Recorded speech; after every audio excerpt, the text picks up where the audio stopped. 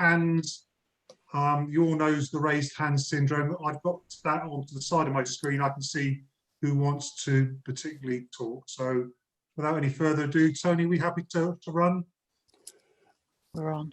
Yes, Chairman. Can we just do a roll call just to confirm everybody can see and hear? Okay, then. We'll do that individually. Yes, sir? Yes, I'll ask Catherine to read the names out, and if members could just confirm that you can see and hear the proceedings. Thank you. Wonderful. Okay, thank you, Catherine. Over to you.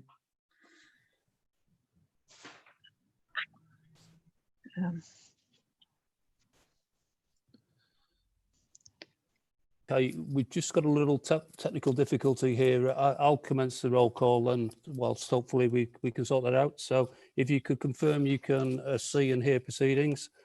Councillor Auger. Yes, I can see and hear. Thank you, Tony. Councillor Brown. Yes, all good here. Thank you. Councillor Chandler. Yes, both. Councillor Cribbin. Yes, both. Councillor Guildford. Yes, both. Councillor Hills. Yes, both. Councillor Howard. Yes, both. Councillor James. He's muted. Yes, both. Okay, thank you. Councillor Lomax. Yes, both. Thank you. Councillor Morgan. Yes, I'm here. Thank you, President. Councillor Osborne. Both. Councillor Randall. Yes, both.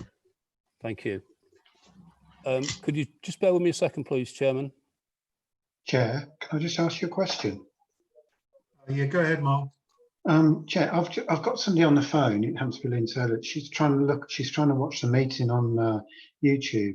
Can we get confirmation that that this is being broadcast on YouTube, because she says she can't see it anywhere? Okay, over to you, Tony, please. Yes, Chairman. It's telling us it's live on YouTube. So if you go to the council's YouTube page, they should find it there. Thank you, Tony. Good. Chairman, we're good to go. Thank you. Thank you very much. Thank you, everyone. Well, first of all, thank you for everybody for being here. I'm glad you are all safe and well. It's good that you're good and healthy. Let's have a good, productive meeting this evening. Interesting agenda. We'll start off first of all with the minutes from our last meeting. Is everybody happy with that? Are there any concerns, if you can so indicate? Nope. Okay, I take it that that's correct. I'm happy with them. So Tony will obviously sign them at a later date, but they're okay. Catherine, any apologies for absences, please? No apologies, Chair. Thank you, mate, very much. Declarations of members' interest. You know the rules by now. If there are any items at any stage you feel you have some form of interest, a disclosable interest, then you are duty bound to disclose that. So we'll move on from that one. Does anyone have any interest they wish to disclose at this stage? I take that as a no. Thank you very much. Okay, start off item 4, environmental issues, and we'll start off with Councillor Guildford. Over to you. Good evening, everybody. You have in front of you a climate local annual review. I normally report on this annually each year. Now, we became a local climate local authority in October 2012. We've always been proud of our green credentials at Daventry District Council. This is a short report that just gives you the annual refresher, the update on what's been done in the year. So you've got that briefed in the introduction. In the information part of the report, it gives you what the climate local is encouraging local councils to identify and do. So the report itself is quite short. As I say, it's an annual report, so it's nothing new for us. And then attached to an appendix is the details of the commitments and the actions, which go into quite significant detail. And I hope you've all read ahead of this evening's meeting but I'm very pleased to see that an awful lot of work is going on, and even more so that officers are managing to still meet targets even in this unprecedented time where resources are drawn upon for COVID, etc. So happy to take any comments. As I say, it's normally just an annual review that we report on. Thank you, Councillor Guilford. Councillor Randall. Hello, Chairman. Sorry that my raised hand was from the previous one to disclose an interest, but I'll do it when I get to that point anyway. Do you want to do that now, just for the record, then, Councillor Randall? Yes, okay. It was just on item 2 of 5, and it was the Daventry community centres. Obviously, it's the town councillor, and it involves town council. Okay, thank you very much for that. Do you want to talk on this item as well, please? No, thank you, Chairman. Okay, thank you, thank you. Tony, did you get that from Councillor Randall? Lovely, thank you. Councillor Ken Ritchie. Thank you, Chair. I'm sorry if I'm speaking before anybody else who's actually in the committee gets a turn, but let me promise, I'm not going to say much. I've got a list of about 20 questions on this report, but Councillor Guilford has kindly agreed to be at the scrutiny committee in about a week's time, and I think it might be a more appropriate opportunity to go through some of these concerns. I appreciate that this is simply a report. I have one or two concerns in it, but I think the main thing is that while climate emergency, climate local began away quite a number of years ago, at this stage, the ambitions in the targets seem, totally unambitious. And I really think that, that needs to change, but clearly we're going through a period of change anyway. Thank you. Yeah, thank you, Councillor Ritchie. I'm sure that we will appreciate you allowing Councillor Guilford to take your questions in another forum. We appreciate that for this evening. We've got a big agenda, and obviously going forward into Unitary, I know it's going to be a really big issue that we hopefully will pick up and run. So thank you for that. Does anyone else have Councillor Guilford? Only to say, would it be possible to see the questions ahead of scrutiny? Because obviously I can answer them more thoroughly. So I wondered if... Absolutely. And I can copy to this, to the strategy group, if that is helpful. Yes, it's very kind of you. Thank you, Ken. Okay, then, if there are no other contributors to this, are we happy to... Sorry? Chairman, sorry, I've been waving my hand about. Oh, sorry, I was looking for a blue hand, and it's your lovely hand in that you were waving at me. I missed that. Sorry, Councillor. Councillor Lomax, do you know how to operate the raised hand? Like that? No. On the virtually. Do you know how to do it? Oh, virtually? no. Okay, I will look for you, and I'll see a real raised hand raised. If you see what I mean. Anyway, carry on, please. Oh, I'm sorry about that. No. I didn't know that there was a virtual hand. All right, okay. And I agree with Councillor Ritchie that I'm sorry that it's not more ambitious. I have two questions to ask. And the first is in relation to page 14, where it says that once the 1920 greenhouse gas report is complete, we're already 3 months into the year, 4 months. And I just wondered how long that was going to be. That was my first question. And my second question related to page 19.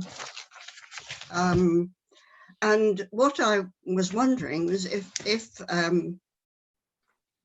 something could be said, why has the uptake of efficiency measures been so low? I mean, obviously, at the moment with COVID-19 and lockdown, there isn't anything, there won't be very much be going on. But is this a general thing? Because it talks about 2018, and what I would like to know is what's been happening before we went into lockdown.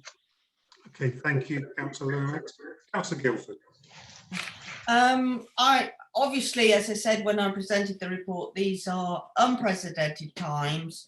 Resources have had to be diverted to other avenues. So where we would try and promote things more to get uptake, etc., we have had restrictions. It's difficult to project as well at this current time, because even in my day job today, you know, I've been trying to predict post-COVID, and I think that for everything, not just this report, is going to be difficult. But rest assured, we will try our best. On the specific question of how long is the report going to be, I'm afraid I'd have to defer to Maria to see if she had any idea of when we hoped, you know, in these times of restrictions on resources, it would be available. Okay, just so we resolve Councillor Lomax's questions, we'll go to Maria Taylor next. Thank you.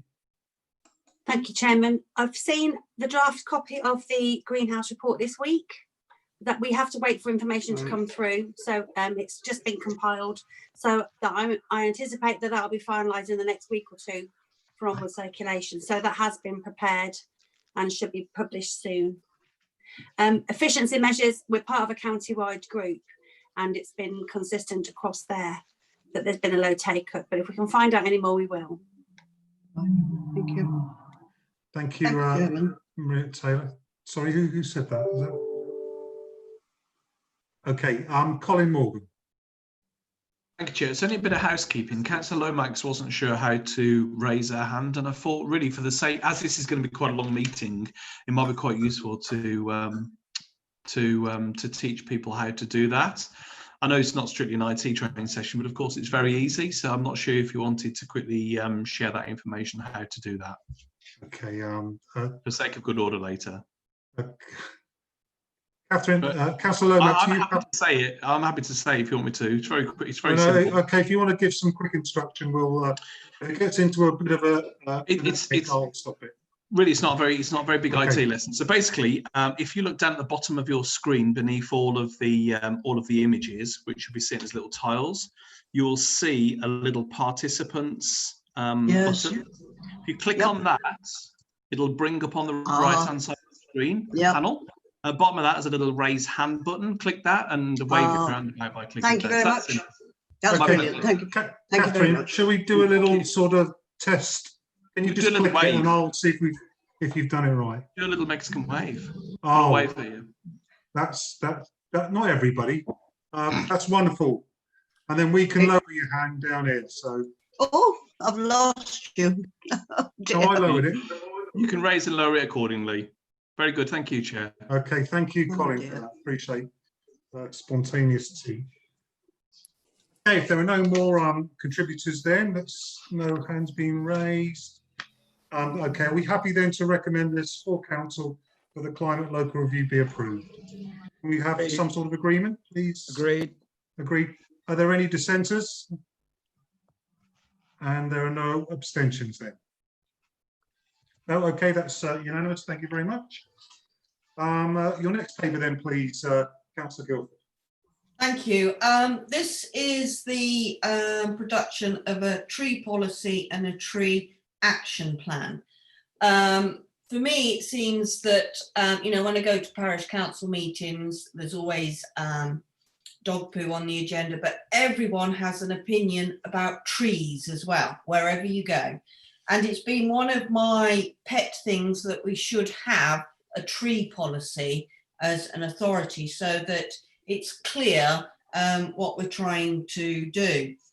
Now, as Councillor Ritchie reminded us, and we all know, we had declared a climate emergency in February 2020, and part of this work was to produce a tree policy and a tree action plan. And we all know the government has pledged us to reach zero carbon emissions by 2050. And the idea is, the Committee on Climate Change recommend that existing woodland cover over 13% needs to increase by 19%. So by having a tree policy, we have a directive, an action, a policy of going forward on how we can reduce these emissions but protect trees as well. So I have before you a tree policy, so that's on starting on page 31 of the report, which hopefully you've read prior to the meeting, and also an action plan. So this is something new for the authority, which I'm quite proud of. Yes, we have to have smart targets, but we're doing as much as we can possibly can.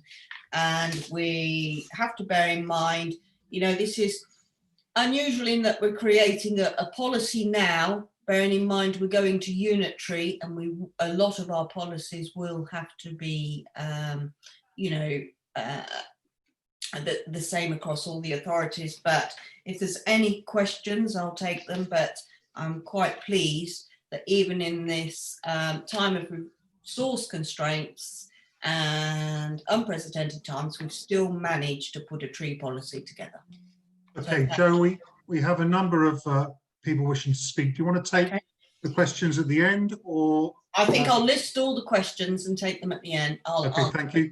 And councillors, can you be quite sharp and smart with your contributions so we can get through everyone? I'd like to start with Councillor Adam Brown.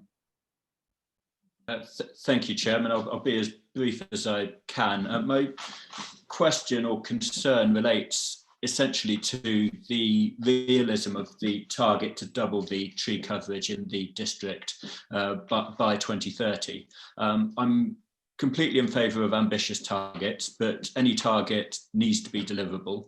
And just off the top of my head, we have quite a large wooded area at Halston Firs, we have Badby Woods, we have Everton Stubbs, and I'm sure there are many more that I can't quite remember at this point in time.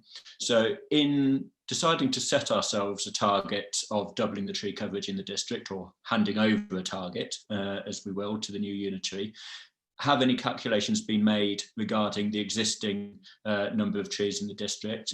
Has any work been undertaken to establish what land may be available to plant the requisite number of trees? You know, have we established that this is a realistic and deliverable target? Because, you know, if not, then we're all we're going to deliver is false hope. And my real concern is that if we try and satisfy ourselves with grandiose targets that aren't actually deliverable, then we end up, you know, essentially missing out on setting ourselves realistic targets that will get the job done, because we'll essentially end up being distracted by these undeliverable targets. So that's my main concern. Tree planting is something that I'll be taking up in my role as chairman of the environmental working group at the Shadow Authority.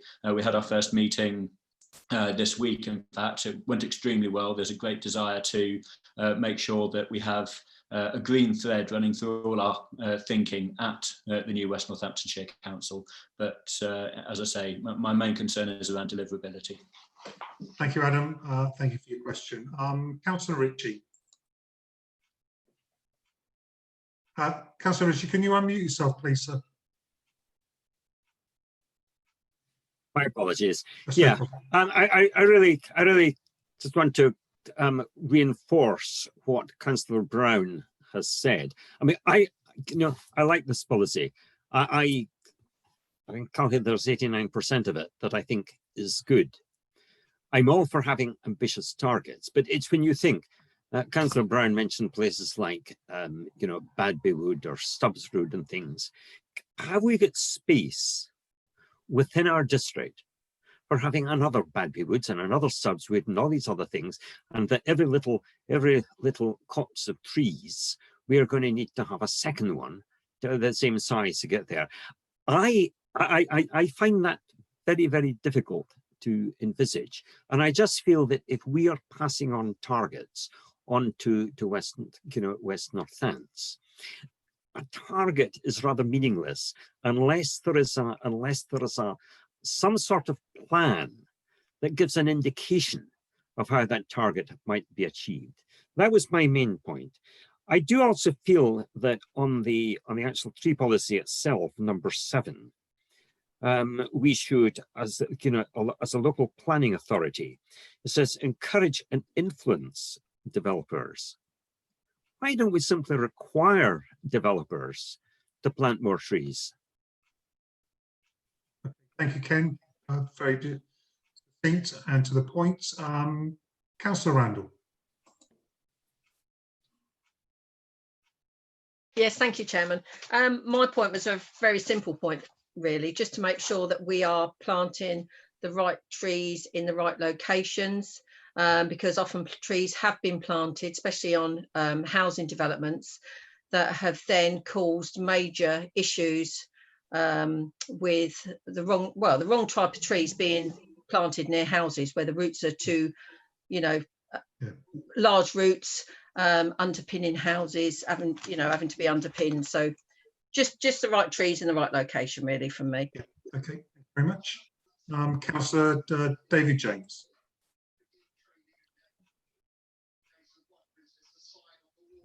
I can't hear. David, can you unmute yourself, mate? Yeah. Thank you, Corinne. Thank you, Chairman. I'm quite happy with the policy in general terms and broadly speaking, but the worry I have is that we should be protecting some trees which we'd rather see the back of. And I'm thinking of the particular species Cupressus leylandi. I know of a couple of properties not far from here where they've got them in the front garden, and nothing looks worse than an unkempt leylandi about 30 or 40 feet high in someone's front garden. It causes problems for neighbours as well as being very unsightly. It's only that particular species that I'm concerned with. I just hope that we'll encourage people, wherever possible, to grow broadleaf trees and of course pines, that sort of thing. They're not too bad, but they are of some use, of course. But the leylandi in particular, I think we should ban them. I do. Thank you. Okay, thank you, David. And Councillor Morgan, please. Chair, I think it's the interesting point about COVID that some folks might have taken their eye off the ball with respect to climate change, but anybody following climate change news still will see that there's some really serious and significant problems still going on, particularly now in the Arctic with the temperatures, etc. So this, just because we've had COVID, this issue doesn't go away. So looking through the papers, I very much welcome this policy. And a beautiful part of it, it fits on less than one sheet of paper as well, which is good for tree conservation itself. It's interesting, actually. I want to wrap up all of the comments I've heard, actually. So our deputy leader, great that you're obviously on the environmental group, and totally appreciate that comment too. We have to, if we haven't already done this, have an understanding of the baseline that we already have. I think it's a fantastic ambition that we've set ourselves there for the new unitary. But I think the devil is in the detail here and understanding how we're going to get there. Of course, one interesting thing is with agricultural bill related activity and a lot of initiatives coming out of government around land, there'll be encouragement to plant new trees, and they may, well, for all we know, actually going forward, once we've done some assessment, we might have to acquire some land to plant tree cover in the shape of some kind of parks or what have you. So there's definitely more work we need to have a look at to achieve this plan. Of course, any good environmental plan is based on sound evidence and a clear plan to meet our objectives.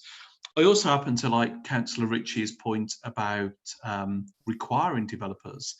I think that'd be very interesting in order to get plenty of green space, which is treed, into new developments as well. And very interesting here on Daventry Place, actually, we had covenants that said we couldn't plant anything over 6 feet high, which I remember at the time really pushed back on. I said, this is outrageous. How can you have such a covenant? So I think as a local authority, it really behoves us to have a look at those things as well. But otherwise, support with the policy. I'd like to see a plan so we can get there and succeed in our goals. Thank you, Chair. Thank you, Councillor Morgan. Councillor Guildford, your response, please. Okay, well, there's some very interesting comments there, and as I said earlier, everybody's interested in trees. I'd just like to take us back in time a little, because as I said earlier in presenting my other report, we're always been very proud of our green credentials. And where, if we go back to the recycling, when everybody was talking about reaching 50% recycling, we achieved that as an authority, not the 50%, but nearly the 50%, very, very early. And it's all about the commitment, I think, of an authority to meet a target. And we came up with some very new and innovative ideas to get to that target. So I'd like to reassure everybody that, you know, the work has been done, and I personally would love to see this double tree coverage. So it's how we go about it. I do take on board, are we setting targets that we can't achieve? We can always review them, but I would hope we can achieve this. I take on board the comment regarding unitary and setting unitary a target that may not be able to be met, but they can then alter the target. Councillor Ritchie and actually Councillor Morgan, I take on point what you say about require and encourage and influence developers.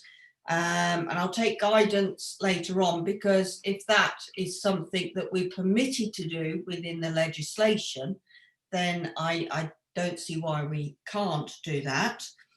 I take on board, Councillor Randall, your point on planting the right trees. Again, I'll point us towards unitary.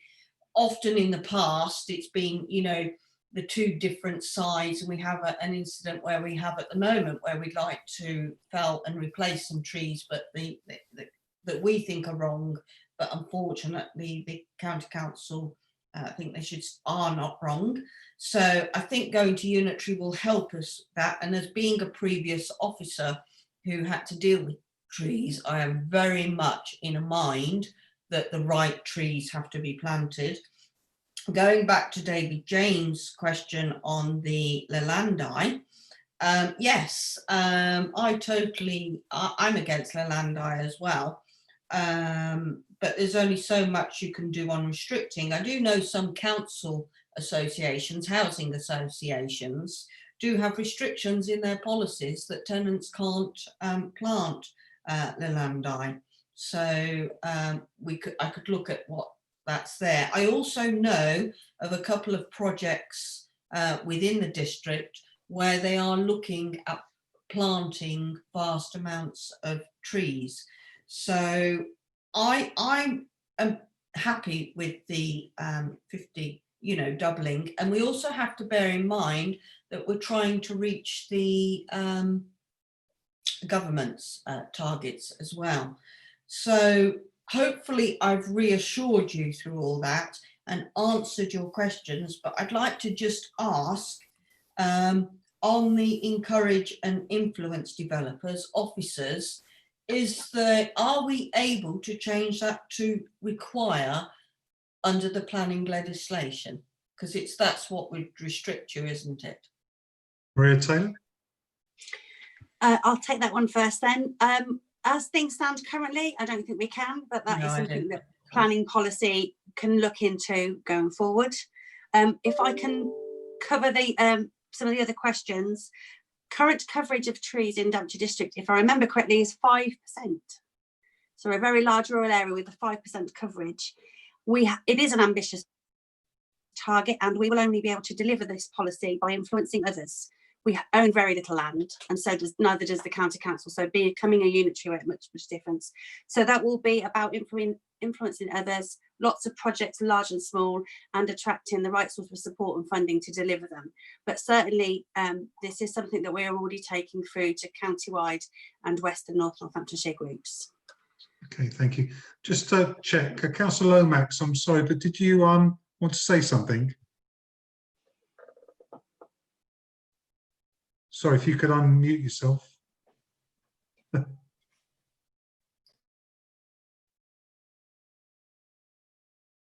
I'm Okay. unmuted. Right. We can hear you now. I wondered if we ought to introduce the word indigenous or suitable as far as trees are concerned, but in fact that point has been covered. Okay.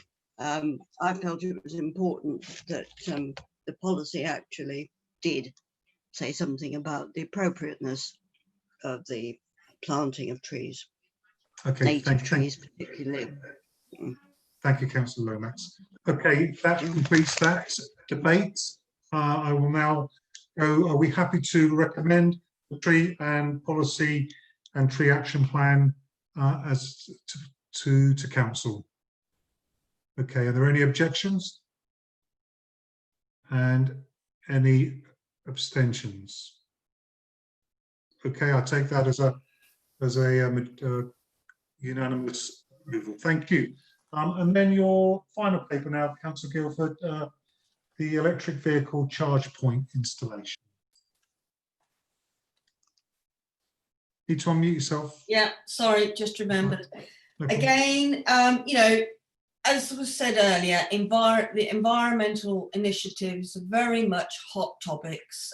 We mustn't, even during COVID times, take our eye off the ball on what we need to achieve environmentally.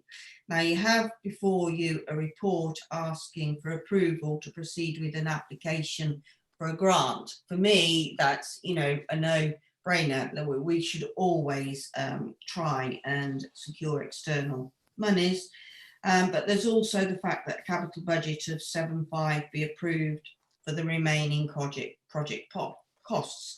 Now, this charge point, the electric vehicle charge point, will help us towards meeting our targets.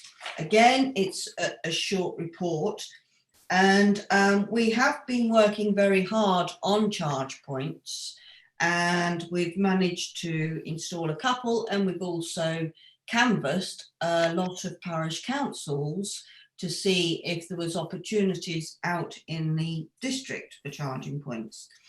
If the councillors are of a mind to support me in this project and going forward with it, I would also ask their support in locations for these charge points, because that's what's the barrier.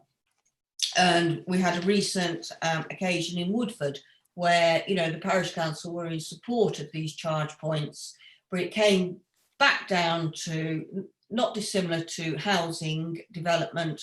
Yes, we want them, but not in our backyard. But I very much feel this is a project that needs to be supported with the technology, and the locations need to be secured. There are a mention for this report of locations for here of Welford, Long Buckby, and as I said, initially Woodford Hulse, but again, we're going to need support of members to get any locations agreed at a local level. So hopefully you can all support me in this report and recommendation. Thank you, Joe. Again, we've got 3 contributors at the moment. We work our way through them and come back to you at the end. Councillor Brown, please. Sorry, sir, can you unmute yourself, Adam? Thank you. There we go. Yeah, thank you, Chairman. Just to reassure Councillor Guildford that she has my full support in making the application to the grant fund. A couple of questions and comments. Was there ever the possibility of applying for extra funding for extra charging points? You know, I asked because whilst you know, I do fully support the addition of, you know, any additional charging points, so long as they're in the right places. You know, this does seem like a drop in the ocean. You know, you compare to, you know, I know we're comparing apples and oranges here, but if you look at the approach taken by Milton Keynes Council, where they've been, you know, very ambitious, very aggressive in their installation of electric charging points in their town, you know, adding 3 electric charging points across a district such as ours. Yes, of course, it's a step forward, but it's a baby step. And you know, one of the things to come out of my Environment Task and Finish group on earlier in the week was that we really want to see, you know, a ramping up of efforts to have additional electric vehicle charging points across West Northamptonshire. But I think it needs to be done, you know, it needs to be done at full throttle, pardon the pun, because otherwise you're always going to have that reticence on the part of the population to go out and make that financial investment in an electric vehicle, because they'll fear that they won't be able to charge it, they won't be able to have access to a charging point close to their home, especially if they live in, as the report says, especially if they live somewhere where they don't have off-street parking where they can have their own private charging point. And even looking at villages such as Weedon in my own ward, you get lots and lots of streets where people don't have access to off-street parking. Cars are queuing up the street, people aren't always able to park outside their own house. So I think, in future, whilst this does have my full support, we need to be going much, much further. We need to be truly ambitious and really aggressive in making sure that there are as many charging points as possible. Thank you, Councillor Brown. It's almost, we need a Herculean effort like we did with the Nightingale hospitals. If we truly are going to get the charging points to wean ourselves off petrol, I definitely agree with you. It needs a completely different approach, but this is certainly a start, Councillor Cribbins. Thank you, Chairman. Yes, I would just reiterate what Councillor Brown said. I mean, when I was Environment Chair, portfolio holder several years ago, I oversaw the installation of the first charge points actually at the council offices in the Undercroft car park, etc. And I'm glad that we are still pushing forward with getting more points across the district. But I agree with what Councillor Brown is saying. It is a fairly small baby step, and I would hope that we are, I know in the report it does say that we are going to be looking at further places, and we want support of local members to push that forward with their parishes. And Councillor Guilford has my full support for my parish to see what we can do. I mean, I represent a large parish of Malton. There's quite a big opportunity there to be able to do things, public land there, community centre, etc., where we could possibly put something. So I'm perfectly happy to push for my area, and I hope that all the other members, the ones on the meeting tonight, plus also all the other members for the whole council will push with their local parishes to see what we can do. I'm just wondering if that's the case, will we have enough funding, or are there further grants that we can apply for going forward year on year, which I hope there are, something perhaps Councillor Guilford can or Maria Taylor can enlighten us on. But I would just say, yes, I mean, even every parish, there's lots of people that don't have the opportunity to park up outside their own house and be able to run a cable across the pavement or whatever into their own charging point. So I think we should do that as much as we possibly can. I mean, other councils across the country are pushing ahead really vigorously with this, as Councillor Brown said. I think even Northampton are pushing ahead quite vigorously as well. I mean, when we go to Unitary, we'll obviously all be joined up together, and I very much hope that this initiative will be given a lot more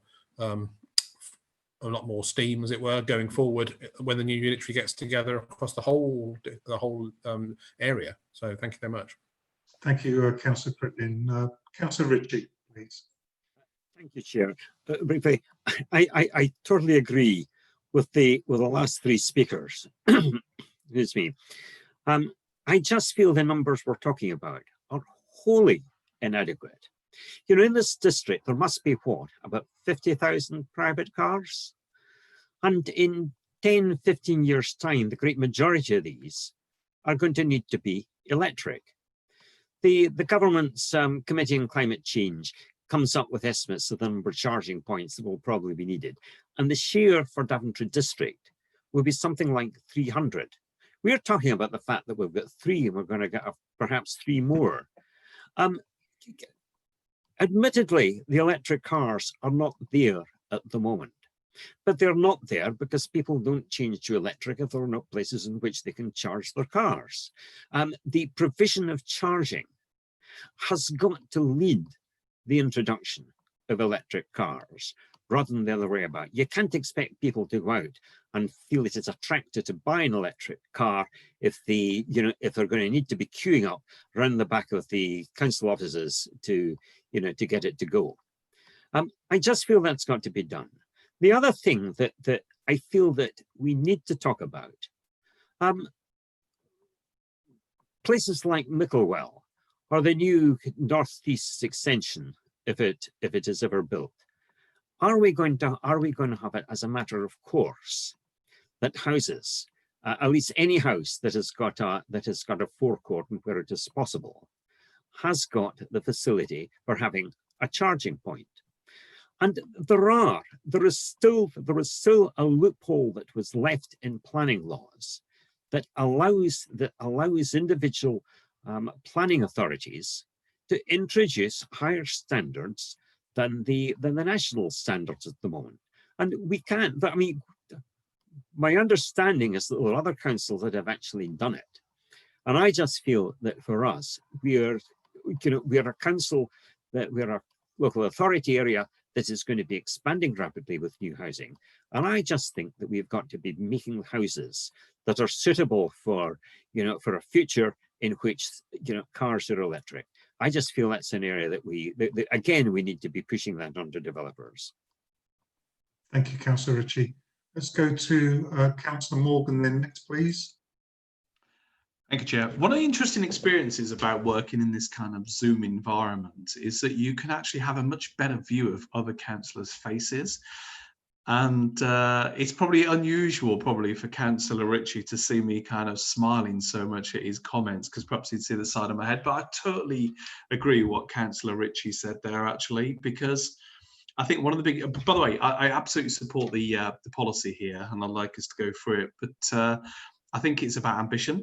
And I know we can't resolve that this evening, but if you look at what this lockdown has taught us actually about the world and how long it goes on for, is that the world is really going very much digital, virtual, electronic and green. And I think we really have to build that in actually.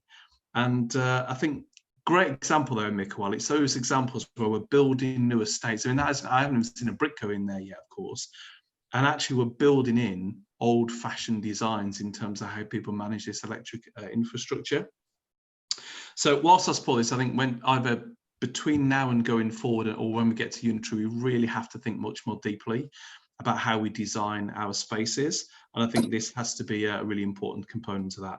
And if you throw into the mix also that Tesla, albeit from a very small base, I think sold the most cars, I think it was April or May, and is now the biggest car company by market capitalization globally.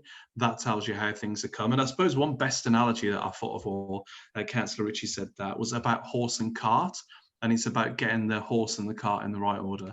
So I fully support it, but we have a hell of a lot to do going forward. Thank you. Thank you. Councillor Wesley. Mark. Thank you for allowing me to speak, Chair. Yeah, I agree with Councillor Ritchie and Councillor Morgan on that. I think the other opportunity of actually getting charging points in the district, of course, is actually working with local businesses. People use their cars for going to and from work. So if they've got a charging point at work, they can charge their car there. This actually would help people that may not have complete access to it outside their front door. And I think part of our work should be pressing our local businesses and actually even helping them going forward to install electric charging points, so more people have the opportunity to do it at the other end of the charge as opposed to at home. There's no reason why you can't charge up at work all day and then get back into work tomorrow and do the same. And we need to take every opportunity around this. It's not just spaces in streets and car parks.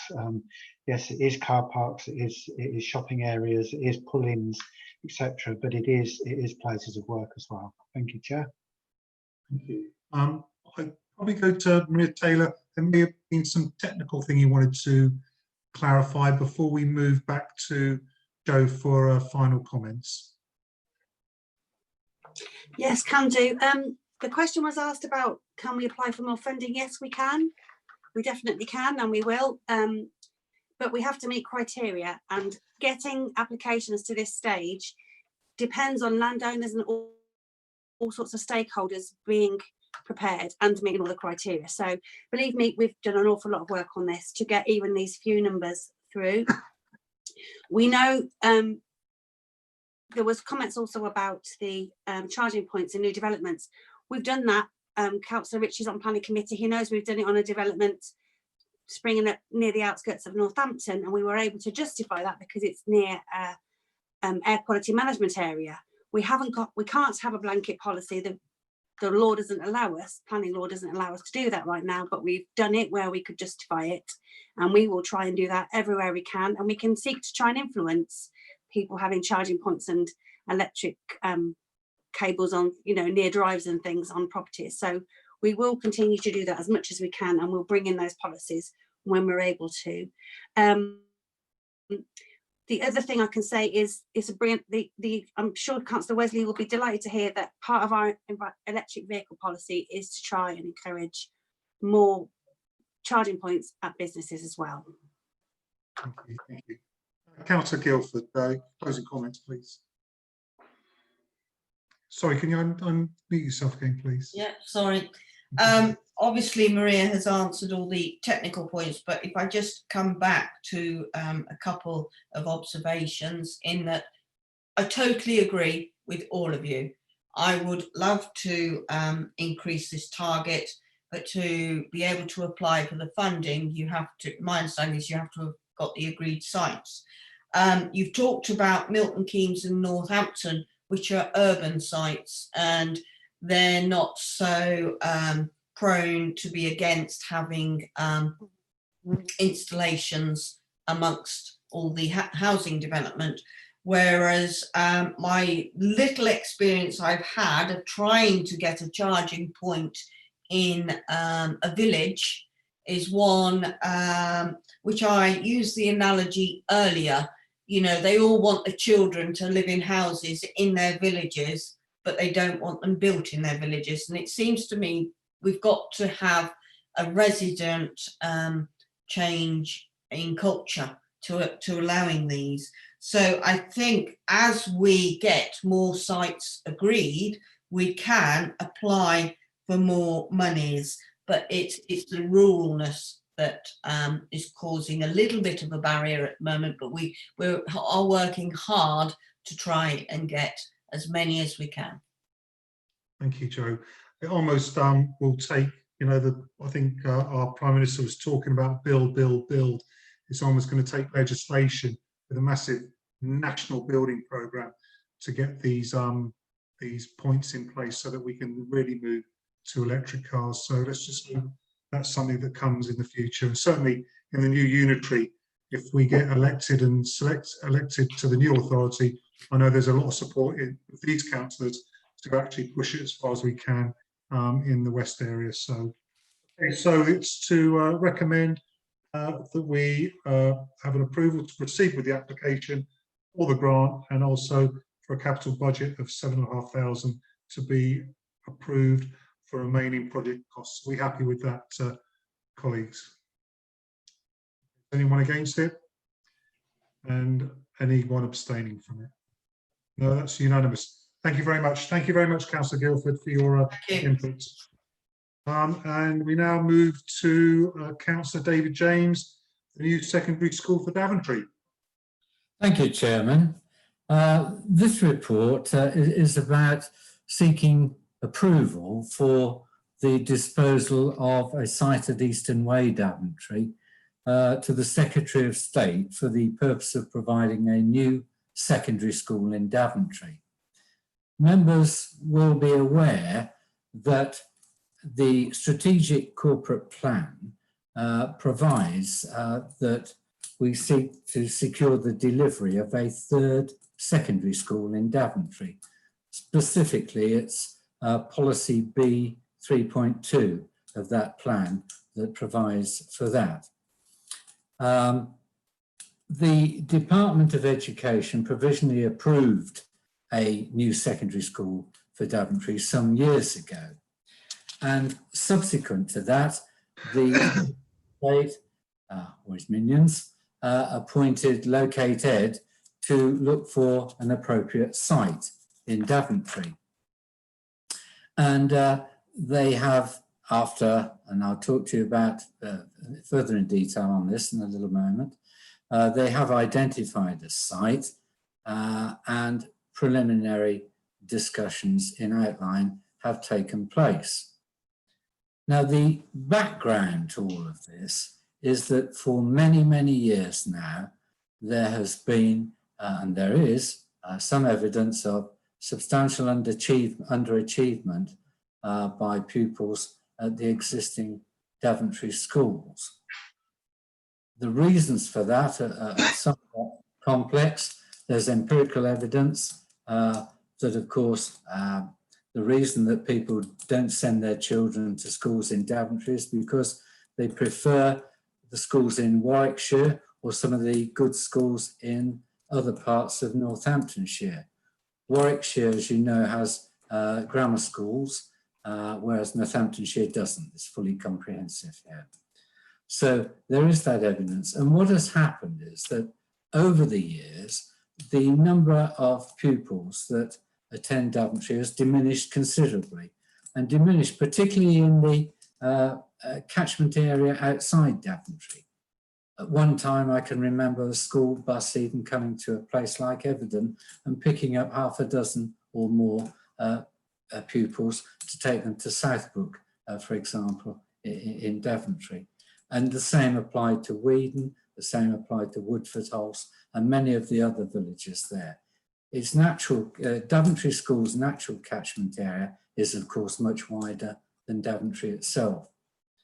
And the deficit is quite substantial, as we shall see.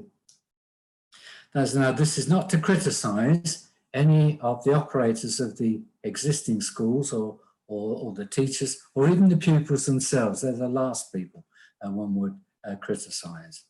But we are particularly concerned about securing their life chances and improving their attainment and progression through the schools. Now, if you look on page 42 of the reports, you'll see that there's a table there that shows that on the latest figures that we have, there are about 1,135 pupils or students, as they call them these days, at E. Parker Academy. There are 630 at Daventry and Southbrook Learning Village. Both of those schools are operated by EACT, have academy status. The Progress 8 score, the last Ofsted rating said that EACT Parker Academy requires improvement. Daventry and Southbrook Learning Village was classified as good. There's obviously no average for England. The Progress 8 score for EACT Parker was minus 0.48, which is below average. And for Daventry and Southbrook, it's minus 0.44, which is obviously below average. The numbers of students entering the baccalaureate, English baccalaureate, 11% at EACT Parker, 3% at Daventry and Southbrook. England average, 40%. That's 11% and 3% respectively against an England average of 40%. Not staying in education or entering employment, 8% from the EACT Parker Academy, 11% from Daventry and Southbrook, compared with an England average of 6%. Then moving on to page 43, the percentage of pupils attaining GCSE grade 5 or above in English and maths, 24% in EACT, 29% in Daventry and Southbrook, England average 43%. Attainment 8 score, 37% EACT Parker, 39.1% Daventry and Southbrook, 46.7% is the English average. So the statistics are not very good by any means, and they do show quite substantial in cases underachievement. Now, the situation was recognised by government in 2016 in a consultation, Schools That Work for Everyone, where Daventry was named, along with Braintree and Hartlepool, as a place which had poor levels of access to a good secondary school. Following on from that, or in context with it, the Tove Learning Trust, a multi-academy trust, which operates the Spon School in Towcester, applied to establish a new secondary school in Daventry. That application was successful, but as noted in the introduction of the delivery of the school, was then held up by site issues. The current proposal is for a school of 1,050 places, which would match our estimated shortfall. If you then go on to page 43, you'll see that two in-depth analyses were carried out on different bases, but one of them shows a shortfall of 1,000, the other one shows a shortfall of 1,050. So there is scope for a lot more children to be attending schools in Daventry, and all of this without the considerable expansion of housing within the district. We're going to have a lot more school children coming to this area. The last thing we want them to do is to be, in some cases, being bussed over to Rugby or other parts of Warwickshire or other parts of the county when they've got schools on the spot. It's our moral duty, if not any other form of duty as the district council, to make sure that our pupils have the best education that it's possible for us to obtain on their behalf. Now, the site search that was carried out by Locate Ed identified a site at Daventry Sports Club off Western Avenue, and this was explored, but the Sports Trust decided that it would not accommodate a school alongside its sporting facilities. I can understand that. They then looked at Malabar Fields, but were not able to agree terms for a site there. And now, of course, that's been allocated for the Southwest Daventry Urban Extension and the subject of two housing-led planning applications. Other sites within industrial or commercial buildings or reusing industrial commercial buildings or commercial buildings was looked at, but none found to be suitable. And even if there had been, it's hardly a suitable environment for a secondary school. So that then brings us back to the site at Eastern Way. This site is identified in the Settlements and Countryside plan as for various developments, but not for the purpose of a school. That is a problem which I'll return to. The site was originally identified, though, missed this out, for a secondary school in the Northeast Daventry Urban Extension. But of course, we've waited and waited and waited year in and year out to get any form of movement on that particular site, perhaps because of site assembly reasons. That's the only reason that one can think of. But the site that the developers have identified is that site where there are heavy, high voltage overhead power lines and very poor connectivity, hardly suitable for a secondary school. And the developers at this moment in time are showing no inclination to look at any other site in that area, in that location. So there we have it. We can wait and wait. The power lines will have to be removed, but the possibility is that we'll have to wait for so long that any possibility of money being forthcoming for the building of a new school in Daventry will disappear into the ether. Whilst it's there, one has to take it or risk the possibility of it going forever. So coming back then to the proposed site on Eastern Way, it is, of course, in the centre of Daventry. Accessibility is good. It's near an agglomeration of buildings used for civic purposes and so on, town council offices themselves. So there's good connectivity and it's the right location for something of that particular use.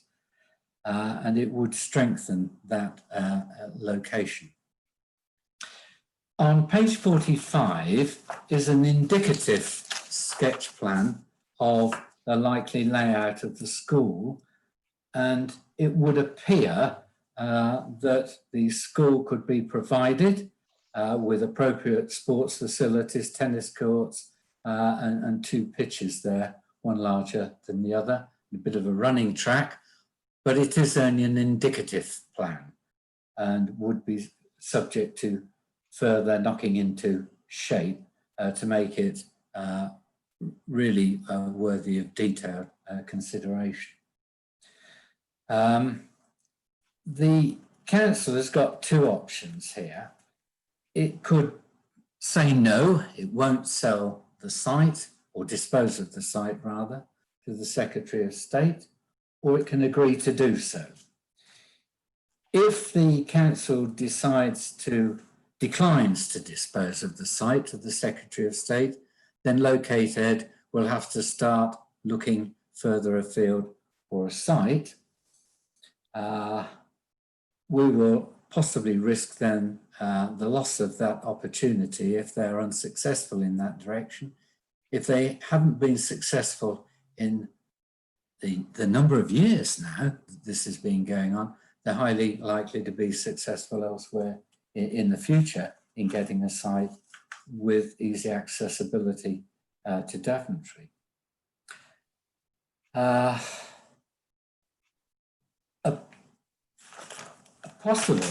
possibility, of course, is that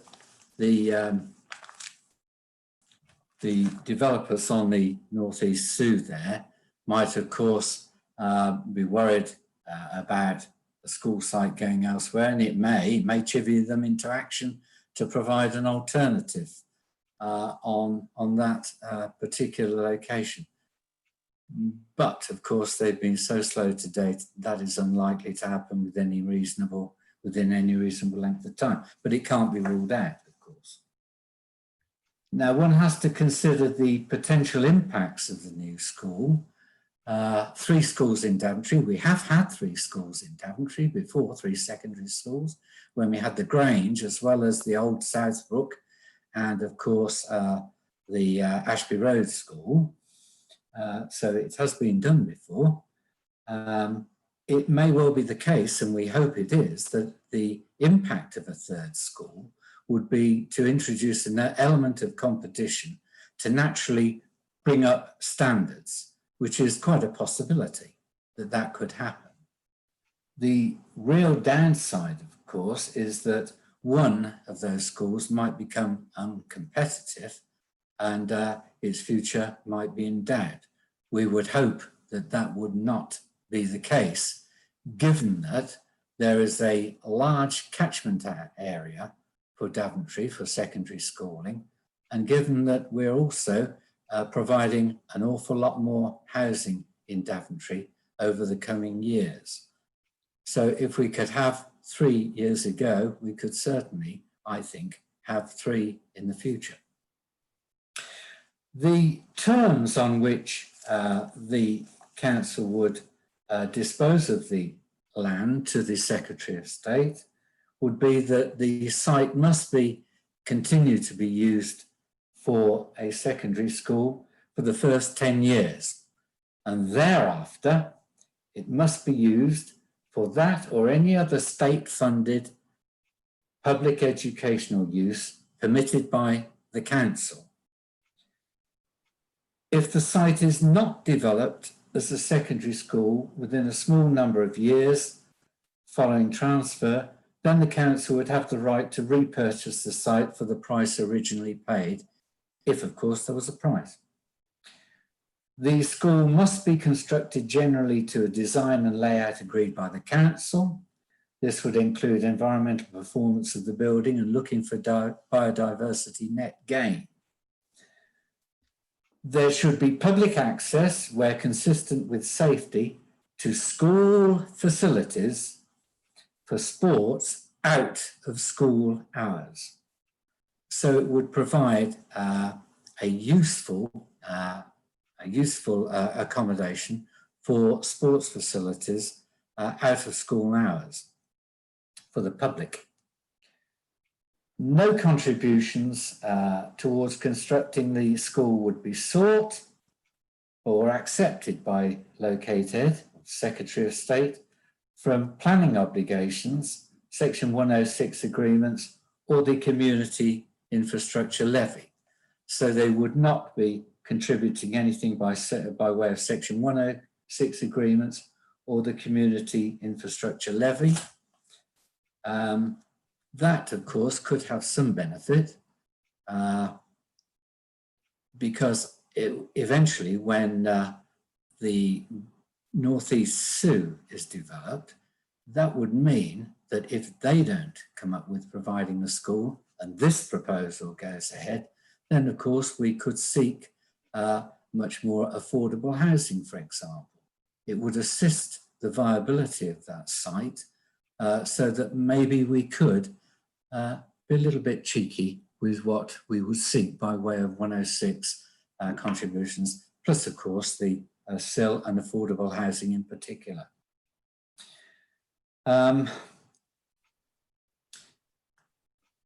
We would have to consult on the disposal of this site because of course it is used as open space.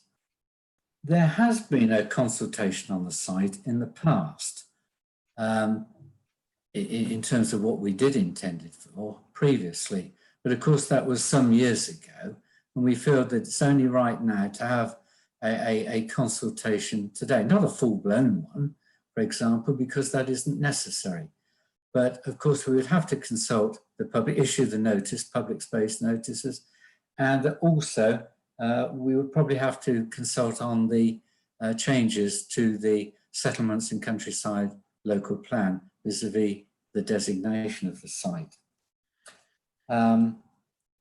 We would also, because of local government reorganisation, we would have to have this proposal endorsed by the shadow executive of the West North Thants Unitary Authority. That consists of really notifying the interim chief executive in the first place, who then consults the shadow executive of that authority, because it is a disposal of assets in excess of 100,000. And we've agreed that with the other constituent authorities of the proposed new unitary, that we would consult them on anything like that. And of course, one would have to apply for planning permission for the construction of a school. The planning authority, the planning committee rather, is completely independent in that respect from Daventry District Council, and it decides as it decides. But of course, it has to decide planning applications in accordance with the framework of the National Planning Policy, or National Planning Policy Framework, if you like, which states this, and it's important to remember this, if I can find it. There should be a presumption in favour of the development of state-funded schools. Local authorities should give full and thorough consideration to the importance of enabling the development of state-funded schools in their planning decision. The Secretary of State will attach significant weight to the need to establish and develop state-funded schools when determining applications and appeals that come before him for decision. Local authorities should make full use of their planning powers to support state-funded schools application.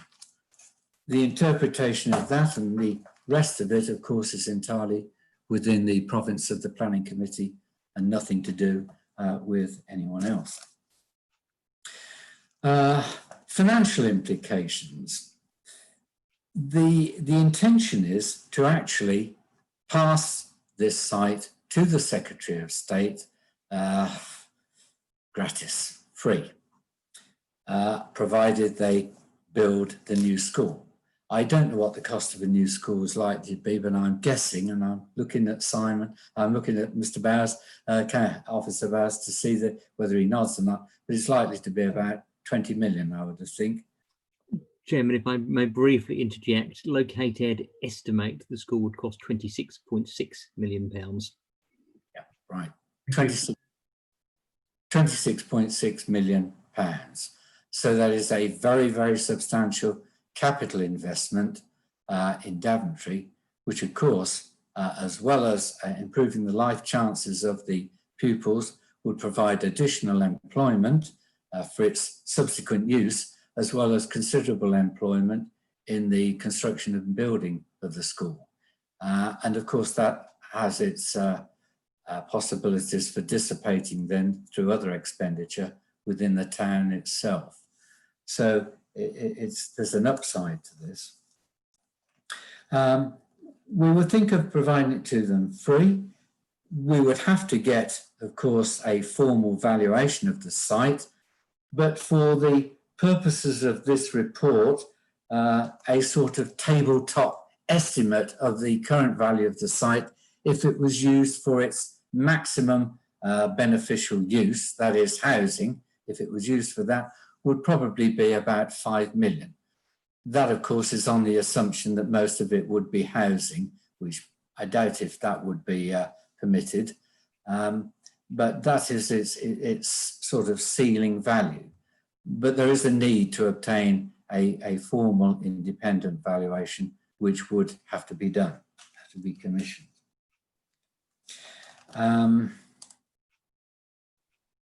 Because it is a disposal in excess of 2 million, the council would have to obtain the permission of the Secretary of State for the disposal. That's an interesting one. But I would think that is likely to be forthcoming.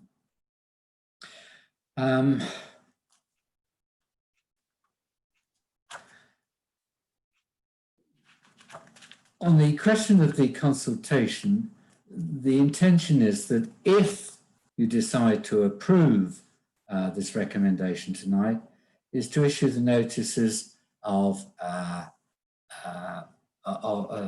regarding the disposal of open space, is to issue those before the council meeting, setting out any full council meeting, the subsequent full council meeting, setting out any objections received and any updates on a recommendation or response. So if it goes through here tonight, it will then have to go to full council. Before that council, we would hope that we would have obtained a consultation regarding the disposal of the open space.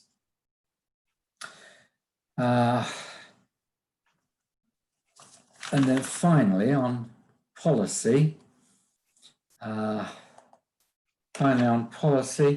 the proposed disposal, repeat this again, would support the achievement of Objective 1, improve our business economy, learning and skills. Priority B1, develop Daventry Town. Priority B3, facilitate and develop opportunities for employment and learning. And in particular, measure B3.2, secure third secondary school in Daventry. Priority B4 is the district is recognised as being open for business. B4.1, raising the profile of Daventry district.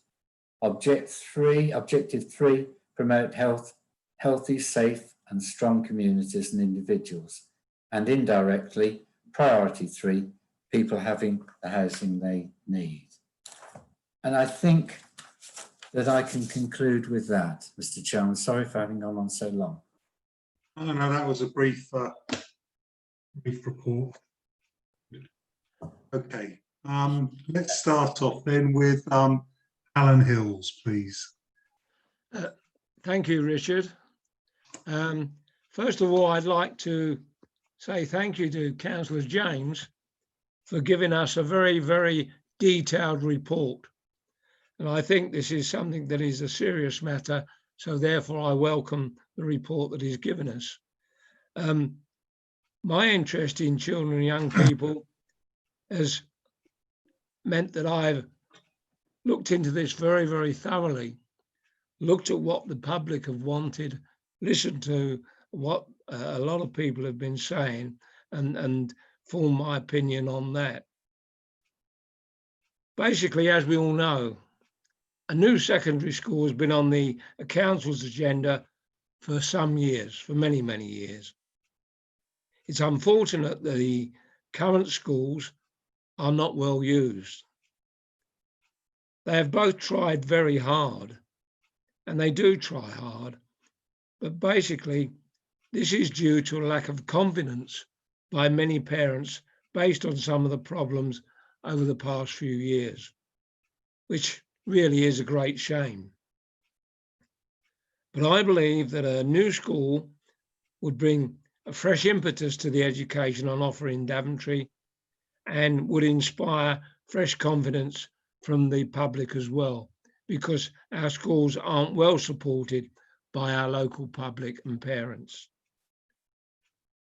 The proposal is for a new school with about 1,050 places on the council land, namely off Easton Way.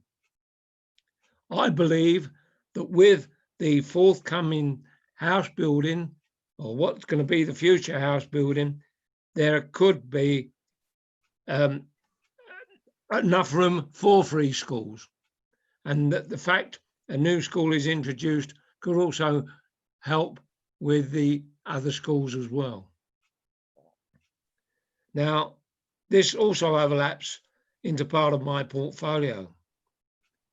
And in my portfolio, I'm happy to support, firstly, the recommendation, item 1, the disposal of the land at Easton Way, and secondly, item 2, the resolved item, which is notice shall be given of the council's intention to dispose of the land. So that's my feelings on this. After a lot of soul searching, I believe it's something that we as a council should support and help towards the future of our young people in the years to come. Thank you, Chairman. Thank you, Councillor Hills. Councillor Lomax.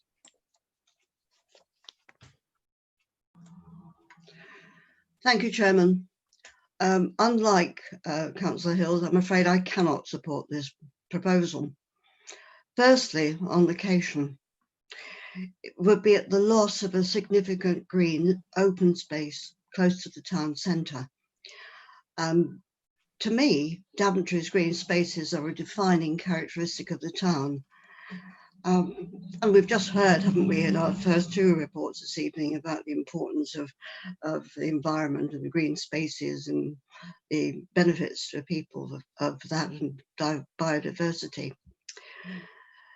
This school would reduce or eliminate public access and usage of the area. And it's contrary to the only recently adopted Countryside and Settlements local plan. Would increase traffic volumes, thus compromising road safety, particularly for cyclists and pedestrians, whom we should be encouraging. The new developments that we're expecting are on the edge of the town, Southwest Sue, Northeast Sue, and this school will be sufficiently far for pupils from there and the surrounding villages for the children still to have to be driven in, and not, as suggested in the report, reducing the need for motorised transport. Secondly, on the effects on the existing schools and the speculative nature of the whole thing. Yes, the existing schools have suffered from historic poor reputations. I believe their last inspections, DVLS achieved good status, and Parker was deemed to have significantly improved. And this should be welcomed and encouraged.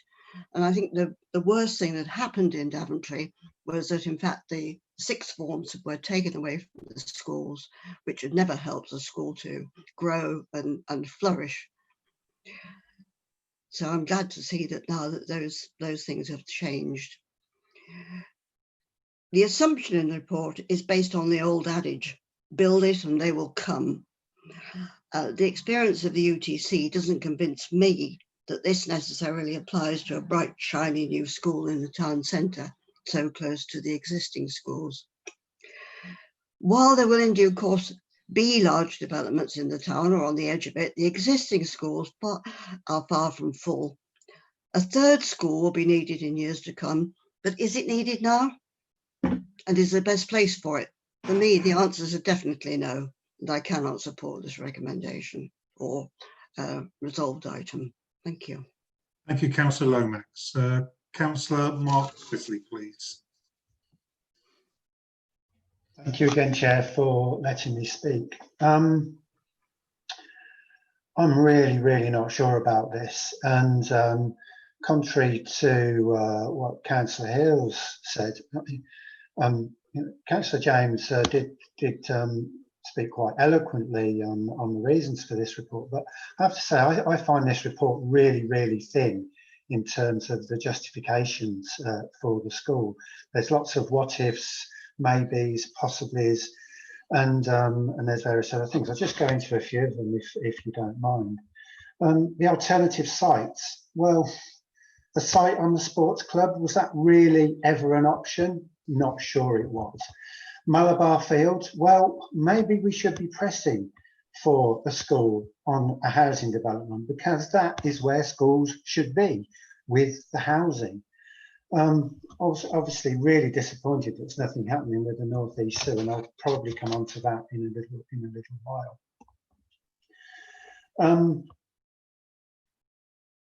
The North East Zoo in itself, the reason for me, the main reason for this housing is the housing development that is coming. Until we have that housing development, we've got underutilised schools. We've tried, we've had the UTC that didn't work, etc. So until we've got this housing, I'm really struggling to understand the actual rush to put in a new school. The whole purpose, the North East sustainable urban development, part of the reason it's sustainable is that it's going to have a school on it. That is its whole function. It's sustainable, it's self-fulfilling, it's in the right place, it has all of the right communication systems.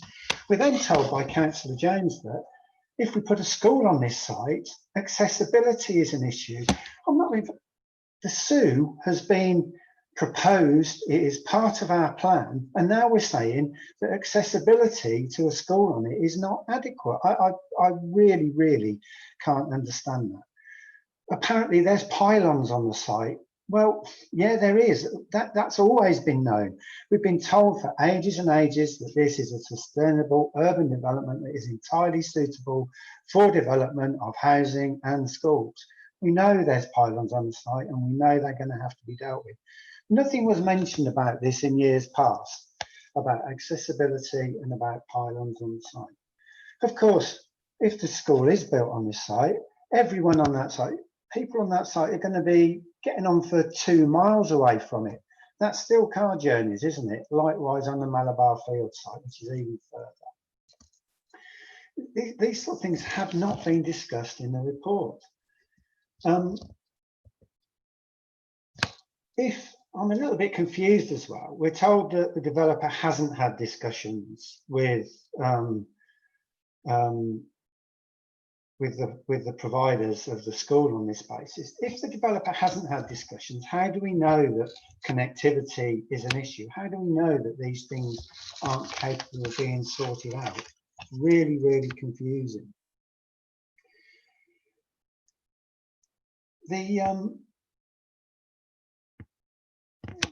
For me, the options may possibly have been moved at this moment, but just because they're not there, it doesn't mean we just go and jump into the nearest one, does it? It's just like, oh, there's various options that aren't actually working at the moment, so we'll have that option. And actually, the biggest problem with this problem is twofold. It is the least favourable use of this ground. We all know that there was much controversy about the development of this land, and many people want to keep it as green space. I understand, and I've been on board with the development of this site over a long period. I do think leaving it as green space is still an option, but the development of Daventry Town Centre is also a primary concern of this council. We have talked at Daventry District Council about the vitality of Daventry Town for years and years and years. And at one time, this site was absolutely desperately needed for the vitality of Daventry Town Centre. It now appears that it isn't, and now appears that it is a school that's wanted on the site. It's just contrary to everything that we've talked about. It's contrary to everything that we've put in our plans. It's contrary to everything that we've told the people of Daventry that we're going to do and how we're going to do it. Putting a school on the site, another school right adjacent to the town centre, will impinge on the usability of the town centre. It will impinge on how people use it. Yes, COVID-19 has showed us that maybe times are changing it again even faster than they are. But one thing it has shown us is that space is primary. If we are going to do things in the town centre, we need space, we need gaps, and we need places where people can actually gather but at a distance. And we are actually throwing this away in favour of a school. Now it comes onto it, doesn't it, that there is no guarantee that this school will be any better than our other schools. Hopefully, hopefully our schools will get better and better, but there is no guarantee. There is nothing that says that this school will be better. We also have to understand that there is costs for this school. There are cost benefits to everything that we do. This report is really, really, really thin on detail about the costs, the benefits, whether people will actually, the research on whether people will actually come to this school or not. And we're asking the council to make it policy without even properly understanding where we are with it on using this school, having this school in this location. I do think it's really, really early doors. I do think because it's so contradictory and so contrary to our existing plans and all of our existing statements, that a full consultation before we do anything is needed on this school. It's far too early for this to be a proposal of policy. We need to understand what this is all about, whether it's going to be used and the full implications of it, and all of the numbers. Not the thinly, well, the report is just thin on virtually every aspect, I have to say. And I think it just seems that it's been done in a little bit of a rush because there's no other alternative at this point. And I would urge Strategy Group not to go along with this and to actually set it aside until we know a bit more about it. Thank you all for listening. Thank you, Councillor Wesley. Councillor Guildford. Right, okay, a lot's been said, so I'll try and keep myself brief and not repeat. I've wrestled either way, and at the start of this debating this evening, I was in fully support of it.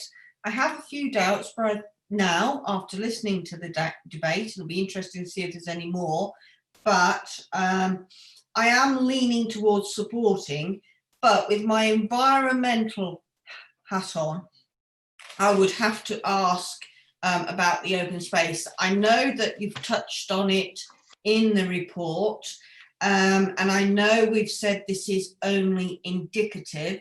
So my understanding from looking at this indicative plan, and this is what I'd like clarification on, is that half the site looks to be retained as open for sports facilities, whereas the other half would be built on.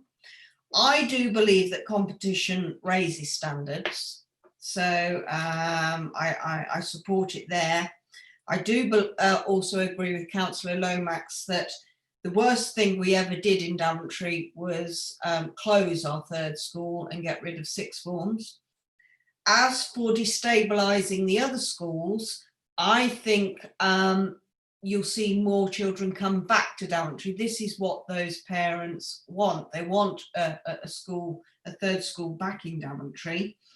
About the consultation, this is where I was debating again. For example, on the consultation for the cemeteries, we identified various sites and then went out to the public to determine which site they preferred. Whereas this consultation, if I've understood the paper correctly, is going out to them with just the one site. So I'd be interesting to hear on any comments regarding that. I personally think it's a good location in that it's at the centre of town. It's near those other community facilities. And sometimes I feel when I visited schools in the middle of housing estates, and not dissimilar to our primary schools in the middle of our villages, the traffic really is an issue. Whereas here, I think you could get a one-way system going that wouldn't impact. But if I could just have clarification regarding the, the indicative 50/50 at the span and building clarification, re the consultation as to why we're going out with just one site. But as I say, I am leaning towards supporting it. Thank you. Councillor Ritchie. Thank you, Chair. I'm very much with Councillor Lomax and Councillor Wesley. I just remember all the discussions we had at the time that that many in this council wanted a canal arm. It was all about the style of the town, what made Daventry different, what made it characteristic. Now, to me, the things that immediately come to mind, if you think about Daventry, you'd have the High Street and Market Square, but you would also have a nice broad green area that not just gives it that sort of rural ambience, it is relaxing. People will tell you having green spaces around in the middle of a town is good for your mental health, quite apart from anything else. We've been discussing the need for more greenery. This area is something that I think is a major asset that Daventry has. Think of the other towns that you regard as some sort of class that, I can visualize the edge of the centre of Cambridge, full of lawns. Cambridge Council would never go out and decide that it was going to build on top of them. I mean, these are the things that make, a town, give it character. And I just feel this is a bad mistake. We had some of our Daventry's future consultation a couple of years ago. And this was one of the issues that came up again and again and again. We had about 750 people that responded, and away towards 90% were saying that, look, they did not want building on this. Okay, they might have wanted other things done with it to give it more recreational functions, play parks for children, things like that. But they did not want it built on. Now, you're about to, you say you're going to consult on the site, but you've also decided that you're going to consult on a new vision for Daventry. I've got to say that I think that from what I have heard of the plans that you have made in terms of the consultants that you're using and so on, I think it sounds excellent. It's just a pity that that COVID has got a little bit in the way, but I think that is a big, important thing for Daventry, particularly going into with the change in local government. It's important that Daventry has this chance of looking at Daventry's future. Are you simply going to preempt part of it by saying that this site, which many have identified as a place where you could have more events, where because part of it could form a natural amphitheatre for outside theatre, things like that. Are you going to say that you're simply going to preempt the discussion and say you're going to put a school there, and yet part of it sure is part of a sports field, but because it's a school sports field, you will have a fence right around the whole area, and there'll be no access to it. Now, that is bad enough. I would have a lot more time for discussing it if I felt that there was an imminent need for having another school. You put the numbers. Now, I don't know if you can tell me what are the, how many students can our two existing schools actually take? The figures I have is, 1,200 for each. I think that was before Parker took over the UTC building and lost a bit of the Sun building. So, these might be updated. But what it suggests is the great majority of, of people who go outside Daventry could be accommodated in the existing schools. If there is a problem, it is not a problem of school places, so why spend 26 million in creating even more school places? There is no guarantee that parents who send their children elsewhere are more likely to send, or to keep their children in Daventry for this new school. The rules are that the new school would not be able to have an admissions policy based on ability. It is therefore going to be selecting students in the same way as Parker and Daintry. If it is doing that, you know very well that the performance levels of schools, one of the main things that determines them, is their catchment. Are they getting children from schools where they have got more chance of getting parental encouragement and support and so on, or are they coming from deprived backgrounds in which any sort of education is a struggle? The likelihood is that this new school will just be yet another one in Daventry, doing no better. The people who want to send their children to more middle-class areas like Guilsborough or Southam will continue to do it. Now, one thing, I assume that we do not yet have an impact assessment report from the Department of Education, but I'd be interested to know if we actually have one. My understanding is that the Secretary of State is required to make a report on how they believe that a new school would affect existing schools. Now, I've got in front of me the report that was done back at the time that we were considering the UTC. Now, the UTC was not a rival to Parker in a sense that it was offering a rather different, a more technical curriculum. It wasn't looking for the same sort of people. But nevertheless, the impact assessment said that the risk to Parker was high. If we have a third school that is actually offering much the same as Parker, a much more direct competitor with Parker, only a few hundred yards from Parker, it is going to be much higher than simply high, that risk. And you acknowledge in the report that's in front of us that yes, look, it may end up that a school fails. Well, I mean, think of the arguments we've had about what failing hospitals mean. What does a failing school mean? You have got these schools, you have over 1,000 kids. Are you going to be prepared to take a risk with what happens to their education?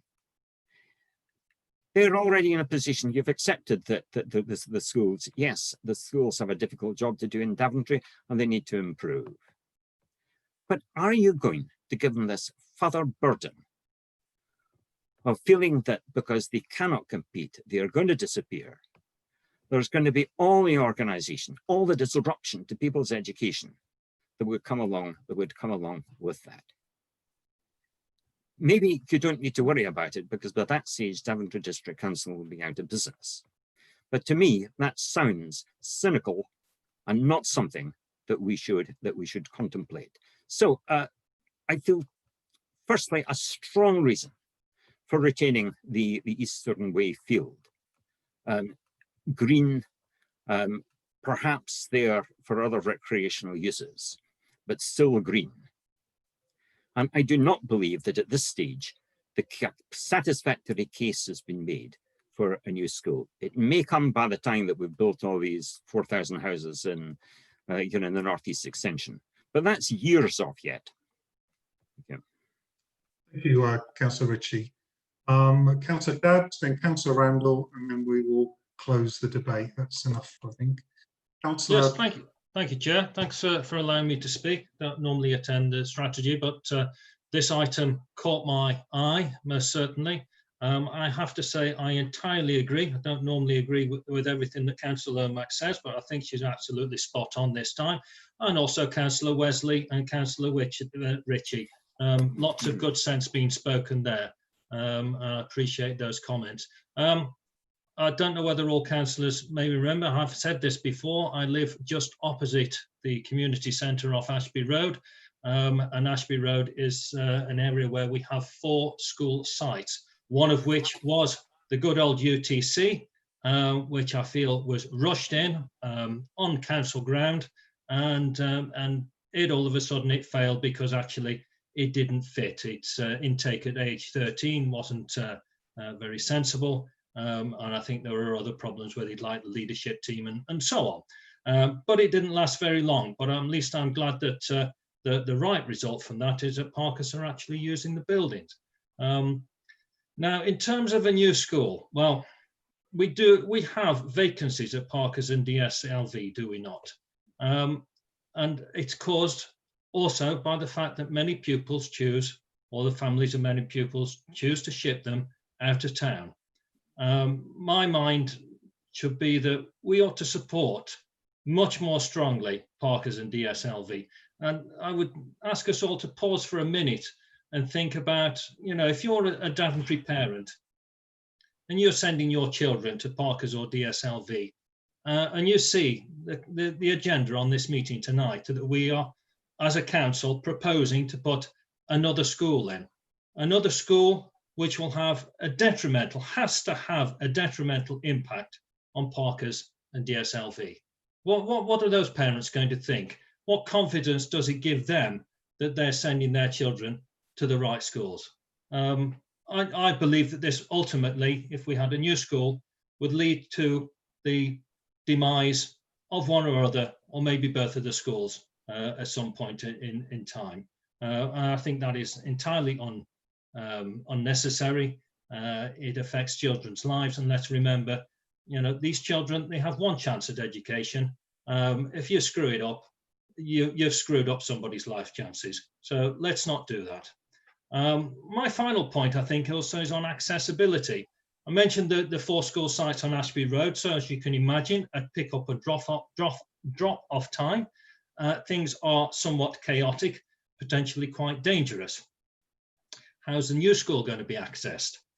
Can't be accessed from Ashby Road because the entrance to Hill School would be just by the sports ground, what I can see on that map there. So I suspect that access wouldn't be very welcome there. Welton Road, the back of the icon, is horrendously difficult to get out of. If you make lots of traffic movements at that time, it would be impossible. So the only other alternative, and again, I can see that on the map, using Eastern Way. Eastern Way is meant to be a bypass. Can you imagine how chaotic it's going to be when cars are queuing to get in, queuing to get out? It's an absolute nightmare waiting to begin. So I would recommend that all councillors present at this meeting and able to vote should soundly vote it down. We should certainly have the consultation, but let's not rush ahead with this. Let's not rush ahead like we had with the UTC. Let's not go down the road that we did with the canal development. Let's think about it carefully, but reject it this evening. Thank you, councillors. Thank you. And Councillor Randall. Yes, thank you, Chairman. I read this report with great interest. And as many of you know, I was a school governor for over 20 years. So education is, you know, very much the heart of my everyday life, really. I felt after reading the report that it was quite flawed. So what I did was I got in touch with the 2 heads at the secondary school and asked if I could have a meeting with them so I could get some more accurate detail on the performance of their schools. And I'm pleased to say that actually both schools are doing far better than this report reflects. Parker School is now nearly at capacity. The incoming year group is up 124% against the outgoing year group. So they've got 240 coming in. DSLV again is growing. Parker was due to have its Ofsted report, but unfortunately due to COVID it has been delayed. But they have every reason to believe that they would achieve good status. Their 6th form is absolutely thriving. They have got 85 pupils in year 12, 71 in year 13. 80% of this year's sixth form have been offered a university place. 9% have been offered an apprenticeship, and 5% will be entering employment. So just by that alone, that you could see that this report no way reflects the good that both schools are doing. You also should remember that many parts of Daventry town are high in deprivation. Now, during this COVID times, if you're, if you are of that, well, I don't want to say standard, but if you are lucky enough to be able to be home educating your children, they obviously, will go back to school better educated than some of the ones that have been at home over 3 months and not getting an education. But the schools recognise this, and they are opening up their school, especially to year 10, all through the summer holidays. So that shows how committed the teachers are to their pupils and trying to improve them in every way. Fixed term exclusions were quite high for both schools across the town, but I'm pleased to say that they've had 0 fixed exclusions since 2019, which is significant. The recruitment and retention of staff has vastly improved. They've now both got new stable teams, and it is transforming the education provision. Their results this year are expected to be at least at the national average results. So senior leadership, is working really well. They're working collaboratively together. I met both of them together, so that was really good to see. So as far as the 2 secondary schools going, I've got confidence in both of them that they are, their standards are raising, and I'm happy with how they're coming along. I then got in touch with the head at Daventry Hill School. And as many of us will remember, we were all very much in favour of having a special educational needs school within the town. As he, along with the other heads, neither of them been contacted by the council to get any of their thoughts put into this report, but they again had serious concerns. Now, many of you know children with special educational needs have sensory issues. He cannot begin to imagine how these children will suffer living next door to a construction site. They struggle as it is at times, where they are on one side of a secondary school, squeezed on a very small site. And he said that in itself does create some issues, especially with their outside learning. And he said, obviously, with special educational needs children, they've as much right to any sporting education as any mainstream student. Because their site is so small, they don't have a playing field. They can't use the senior school playing field for various reasons because of the way of their understanding of mixing with mainstream pupils. So they use Eastern Way for their outdoor sporting education. And obviously that would be lost if that was to be built on. And then there comes the issues with the traffic. The traffic in the morning at pickup is absolutely horrendous. There are queues all the way around the roundabouts. I have seen numerous amount of children nearly knocked over. I have seen children hit by cars, but luckily not seriously. So, there are so many issues to be thinking about regarding, the schools. Then you come on to Eastern Way itself. There has been loads on social media this week. People of Daventry town really, really value that open space. We haven't got many green spaces left within this town.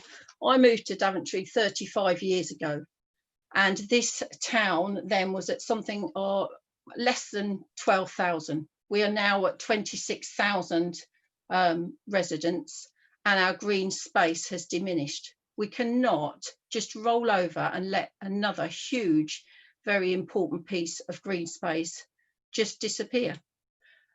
As for the environment, you know, you're all saying about, yes, how much we want charging points and we want tree planting, and then in an instant you seem quite happy to take away that huge piece of green space. Most of the pupils from the new estates, like it's already been mentioned, will travel by car, because a lot of the pupils would not walk 2 miles to school, and neither in the winter do parents like children walking to and from school in the dark. So just loads and loads of issues to be thought about with this, and for, you know, I could not go with the proposal. And I'm just thinking also, I have been informed that the local authority oppose this school. Also, this school, I understand, is going to be a free school. Now, I don't know if anybody understands what a free school is, but my understanding of a free school is that's pretty much what it is. It's free to do whatever it wants. It does not have to have educated teachers teaching. It does not stick to a curriculum. It can basically teach whatever it likes. We have already seen the UTC be a complete flop. And that was going to be something that was going to regenerate this town. It was going to upskill all of our students, had a capacity for 600. I don't think it ever reached more than about 275. It certainly did not bring back pupils that had left this school for a higher education. And I fear it will be exactly the same again. If you are sending your child outside of Daventry for a better education, why on earth would you want your child to come to a free school that is not even teaching the curriculum? So you would not get all those pupils returning. I fear it will be another complete flop and a loss to a very important piece of land. That concludes my comment, Chairman. So I would be voting against this. Thank you. We've had if the comments of the last two can be quite brief, we've explored it, and then I'd like to get back to David James to close the debate on this. So, Councillor Howard, if you could be pithy and brief with your comments, that'd be great. Thank you. Who did you call? Councillor Howard. Queen Howard. Yeah, thank you, Chair. Did you not call me? Have you got me listed down as well, Chairman? Sorry, Steve, I'll get to you in a minute. Councillor Howard first. Thank you, Chair. A lot has been said tonight. There's a lot of untruths being said as well, which is quite disappointing regarding what was the UTC. UTC was brought in to assist our pupils and our children that needed that little bit of extra help. I won't go into the politics of all of why it failed, but it's disappointing to hear the opposition knock it. But then that would be politics, wouldn't it? So let's just be very brief. Councillor Wesley spoke a lot of sense this evening to me. I am a great believer that SPON is needed for Daventry. Something like SPON School would be a welcome. I think the document tonight, the paper tonight, has been rushed. I'm not happy that the time we've had to take this paper on board. Although I would support SPON or a school like SPON coming to Daventry, because 30 years of pain in this town of education, it's not the last few years, it's 30 years plus that this town has suffered for our children. So I would support something like SPON, but I can't support this particular paper and it being rushed through. And the location, to me, is the wrong location. Thank you, Chair. Okay, thank you. Councillor Colin Morgan, and then we'll come to Steve. Chair, I think Councillor Osborne had his hand up before me, so I'm very happy to go. That's fine. Councillor Osborne, then, please. You can make it to the point. Thank you. Okay, thank you, by the way. Well, I'm not going over everything. that everybody says, but I too am a lover of what Councillor Lomax, Ritchie, Wesley, and the previous councillor said. I don't support that particular spot for a school. All schools are judged on results, publicised results, and they're judged on reputation. People go to them if they've got good results, good reputation. I'm not saying the Daventry ones don't yet, but if the Daventry ones do have the kind of reputation that I'm being told that they have, perhaps they ought to sell themselves better then. In Long Butby here, we have about 200 people go to Guilsborough School every day on a coach. Those 200 people could easily be switched to Daventry, which I would not want at this moment with the reputation that the current schools have. So I shan't be supporting that. I don't think there is a need for another school in Daventry yet. Until the reputations get better. They've got to sell themselves better. They've got to be better. My own granddaughter, who's in sixth form, waiting to go to university, goes to Kettering, because the reputation's even better at the school there than it is in Guilsborough. They go for reputations. She'll get a better university place. So I shan't be supporting the recommendation, Chairman. Thank you for bringing me in. And I think, just as a quick note, I think this meeting won't end until midnight. Thank you. And Councillor Colin Morgan.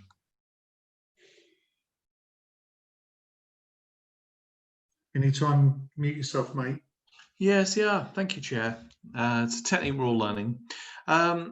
It's an interesting one for me as Chair, actually, because there's many layers to this, and I don't think there's a declarable interest, of course, but as any of you know, my wife is actually a teacher at Lawrence Sheriff, and my own children, actually my oldest child is due to go to secondary school next year, and now in the process of thinking about his secondary school and where that'll be, or if that'll be in Rugby, or Lawrence Sheriff, or what have you.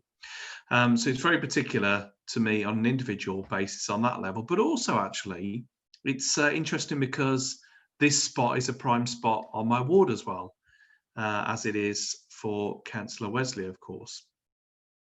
I think this is one that's interesting, where it's almost crept up on us in terms of this location here, unless I'd missed something. The first time I also really understood the gravity of the situation was this week when the papers arrived on Monday. So I have very mixed feelings about it, actually. I think Councillor Guildford said the same earlier. I think, yes, it would be a useful enterprise to inject extra vigour, and I've been very supportive of another school, of course. It was a policy which I won my seat on. But there's something about this spot, and one side of me says I think it's a great spot, actually, in many respects, because some of the other developments we looked at when we'd gone through all the conversations about the various configurations that could go on Eastern Way playing fields. And now we have a school which in some respects fits the spot beautifully and could inject competition. But there's something about it that I don't feel 100% about, whether it's, I don't know, the wrong time, the wrong location, it's not what we expected. Is the paper really rigorous, etc.? Have we got the wrong conclusions? Have we done the right research? Is a consultation older, etc.? Even after this debate, I've got many doubts in it, but yet instinctively, I should feel completely comfortable about it, because I think it's the right thing to do to inject more educational vigour. I have, interestingly enough, been listening to Councillor Randall on some of the news features today on Radio Northampton. And I'm not even sure if what Councillor Randall is correct in many of those areas, and tonight talking about a free school. Talking about a free school as if people can do what they want. I don't think that is the definition. I'm happy to take advice from officers or other members on this one, but that didn't put me off. I think it's really, I don't know if it's the right spot ultimately, and I think it's been a bit rushed. So I haven't yet made up which way I'm going to support this or not, but it's a general and genuine dilemma, Chair. Thank you. I think that you're going to have to make your mind up soon, because we're going to come to a vote. But yeah, just before I hand back, and Councillor James, just be quite brief on your conclusion, please. I think we've had a good debate. But the only thing that I did notice about this debate, there wasn't an awful lot of talk about the rights of the young people in this town to have a quality educational offer to increase their opportunities in life, stop this exodus of our young people being taught in other counties and other parts of Northamptonshire, whereas this a credible academy taking on this with a track record of success and delivering excellent education would be one way of improving, not only improving the educational opportunities and giving a quality education establishment for the people of Daventry, but also improving the other schools to up their game. I have little fear of that competition. I think in many ways it will improve, and having spent some time at Parker's and with the head there, I'm really impressed with the work that's going on there and that will continue. I don't think there's a threat there. I think there's lots of reasons why we shouldn't do this. There always is when in building applications, which is a great shame. A lot of people want to do other things with the land, but the reality is we're going to need a new school at some stage. This is a great opportunity based on the figures and the recommendation from the Department of Education that it's needed, and that we can have a quality education offer which will help raise the standards and encourage people to remain in Daventry for their secondary education. And so therefore I think, I'm quite satisfied that it meets that, and it meets the needs of the people. And all I want is for our young people to have good life chances, and I think this is one way of helping to improve all schools in Daventry by providing this new opportunity. So we will all decide. We all have our own agency here, but I certainly will be supporting for it. I think it's a good opportunity, a good chance for people of Daventry. So David, if you want to just quickly be brief on your closing remarks, and then we will go to the recommendation and the resolved item. Thank you. Thank you, Chairman. Have I unmuted? Thank you, Chairman. I understand what members are saying, but sometimes when we have to make a decision on something which has, an extremely high level of importance to other people, then we have to, we have to put our emotion, we have to become emotionally detached. Now, I've known that site since I was a little boy, like Councillor Osborne's chairman of the planning committee. We've known it all that time. But, I don't have that emotional attachment to it if it's going to do good for the community.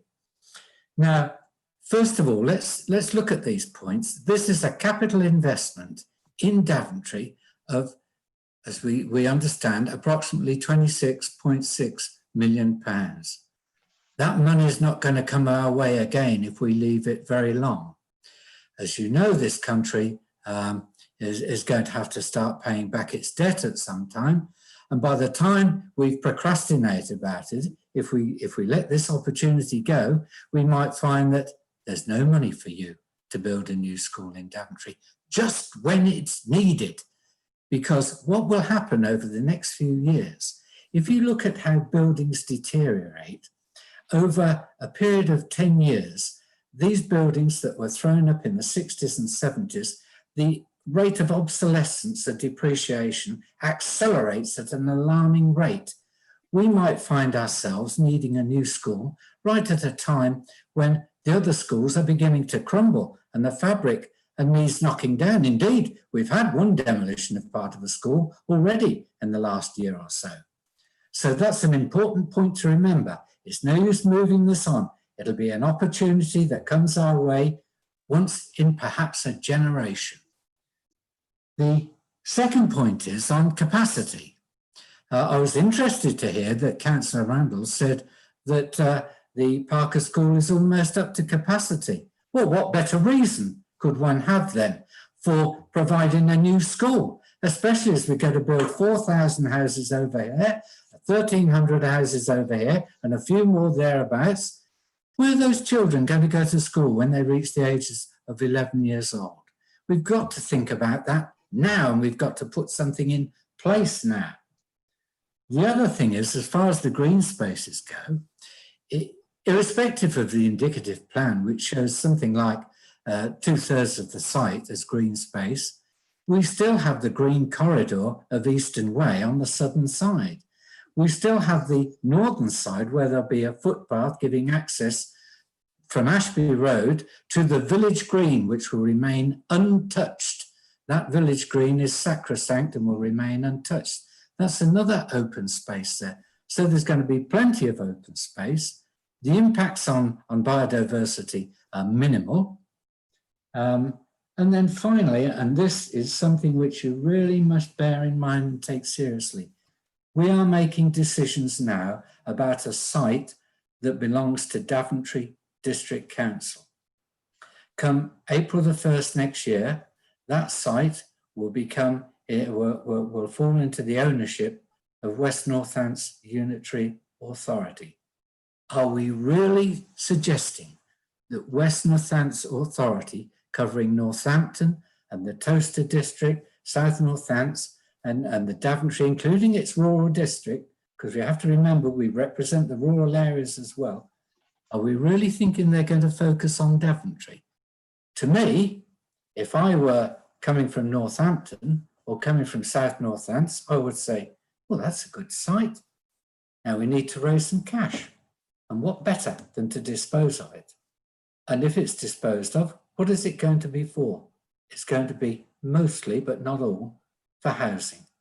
And that would be terrible. That would be the worst of all worlds.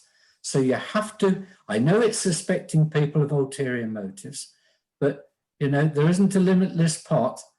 Authorities have to raise money and sometimes they have to sell assets.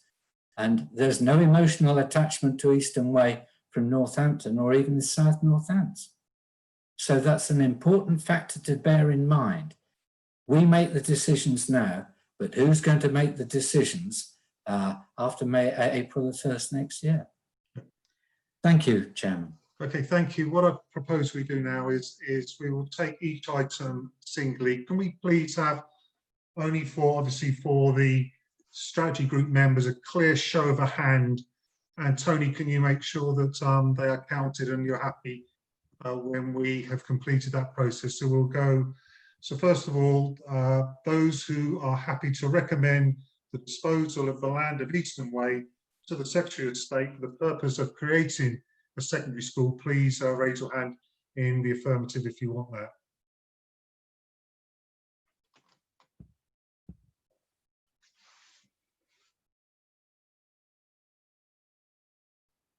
Yes, Chair. Okay, are those against it, please?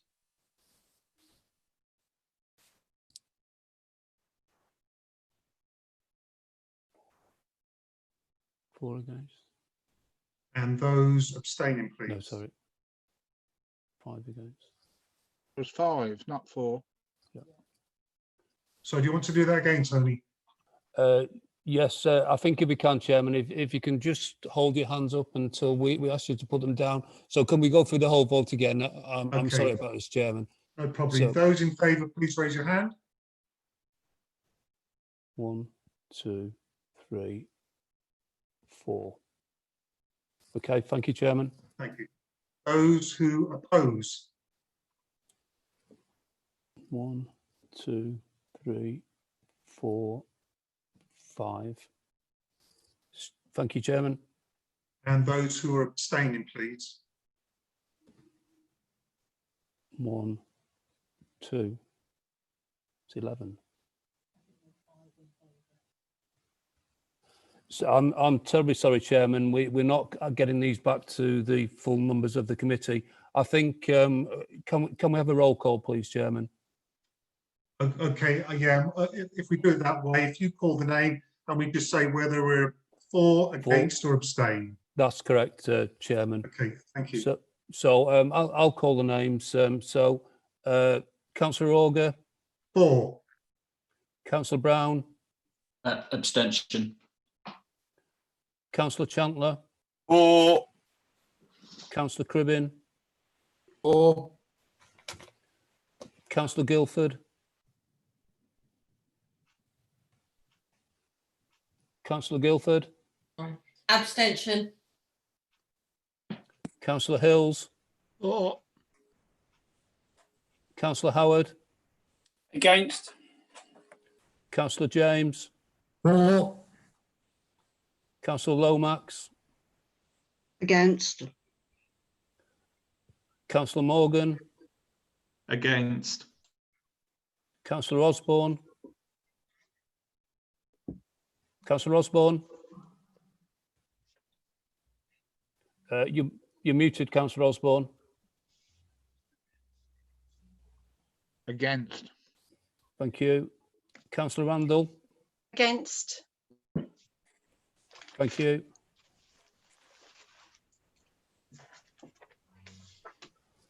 Five, two. Chairman, we've got 5 votes for, 5 votes against and 2 abstentions. So therefore it will come back to you as chairman for the casting vote. Sorry, I've already voted. You get a casting vote, a second vote as chairman in the event of a tie. Okay, in that case, I'm for. Okay, in that case, the recommendation is carried, chairman. Okay, thank you. And for the second, it's the resolved item that a notice shall be given to the council's intention to dispose of the land. Can we do so also by roll call, please, to make sure we get it accurate? Okay, again, same process. So if you can indicate for, against, or whether you want to abstain. Councillor Auger. For. Councillor Brown. Abstention. Councillor Chandler. For. Councillor Cribbin. For. Councillor Guildford. Abstention. Councillor Hills. For. Councillor Howard. Against. Councillor James. For. Councillor Lomax. Against. Councillor Morgan. Against. Councillor Osborne. Against. Councillor Randall. Against. Okay, thank you. We've got the same position again, Chairman. So 5 votes for, 5 votes against, 2 abstentions. So we come to you as for a casting vote. And I am for. Okay, thank you. So again, that is carried by 6 votes to 5.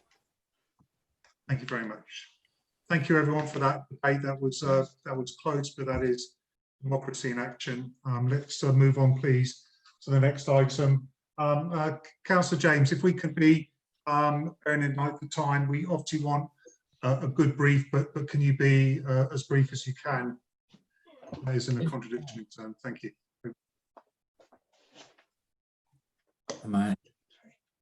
Members will be aware that we transferred some assets to Daventry Town Council last year, and the transfers has proved quite successful.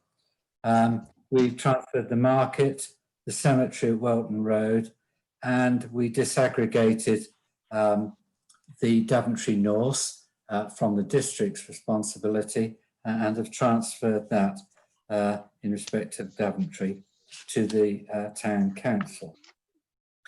The Town Council were offered the possibility at the time of taking on the community centres in Daventry, or some of the community centres, if they so wished. But at the time of the initial transfers last year, they were thinking that they had quite a bit to swallow at that time, and maybe they would look at it again at some time in the future. The indication is now that Daventry Town Council would be interested in taking on the community centres. There are 4 community centres in Daventry that come under inverts community centres. There's Daventry Community Centre, which is let to Daventry Community Association. There's the Mayfield Sports Pavilion, which, although it's a space sports predominantly used for sport, it is nevertheless a community centre. There's the Nen Hall on the Grange, and there's Southbrook Community Centre. So as far as Daventry Community Centre is concerned, we have no wish to transfer that one.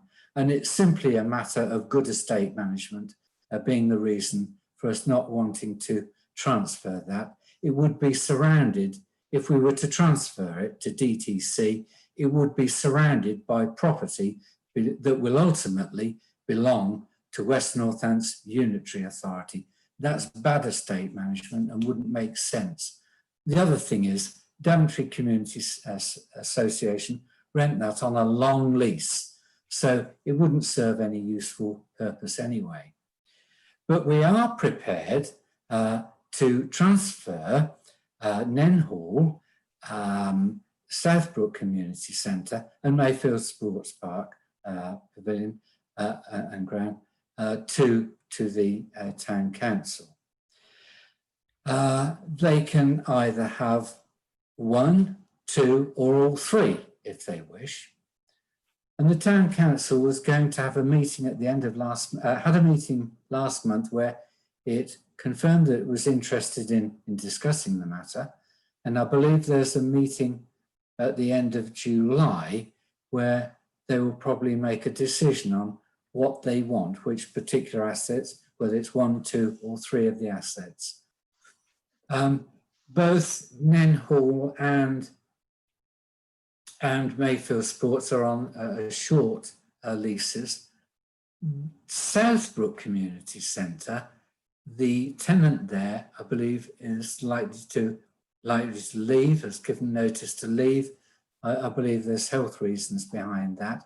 So we have offered, if they wish to have Southbrook Community Centre, we have or are prepared to offer DTC some help in finding new arrangements in order to continue to use it for community purposes.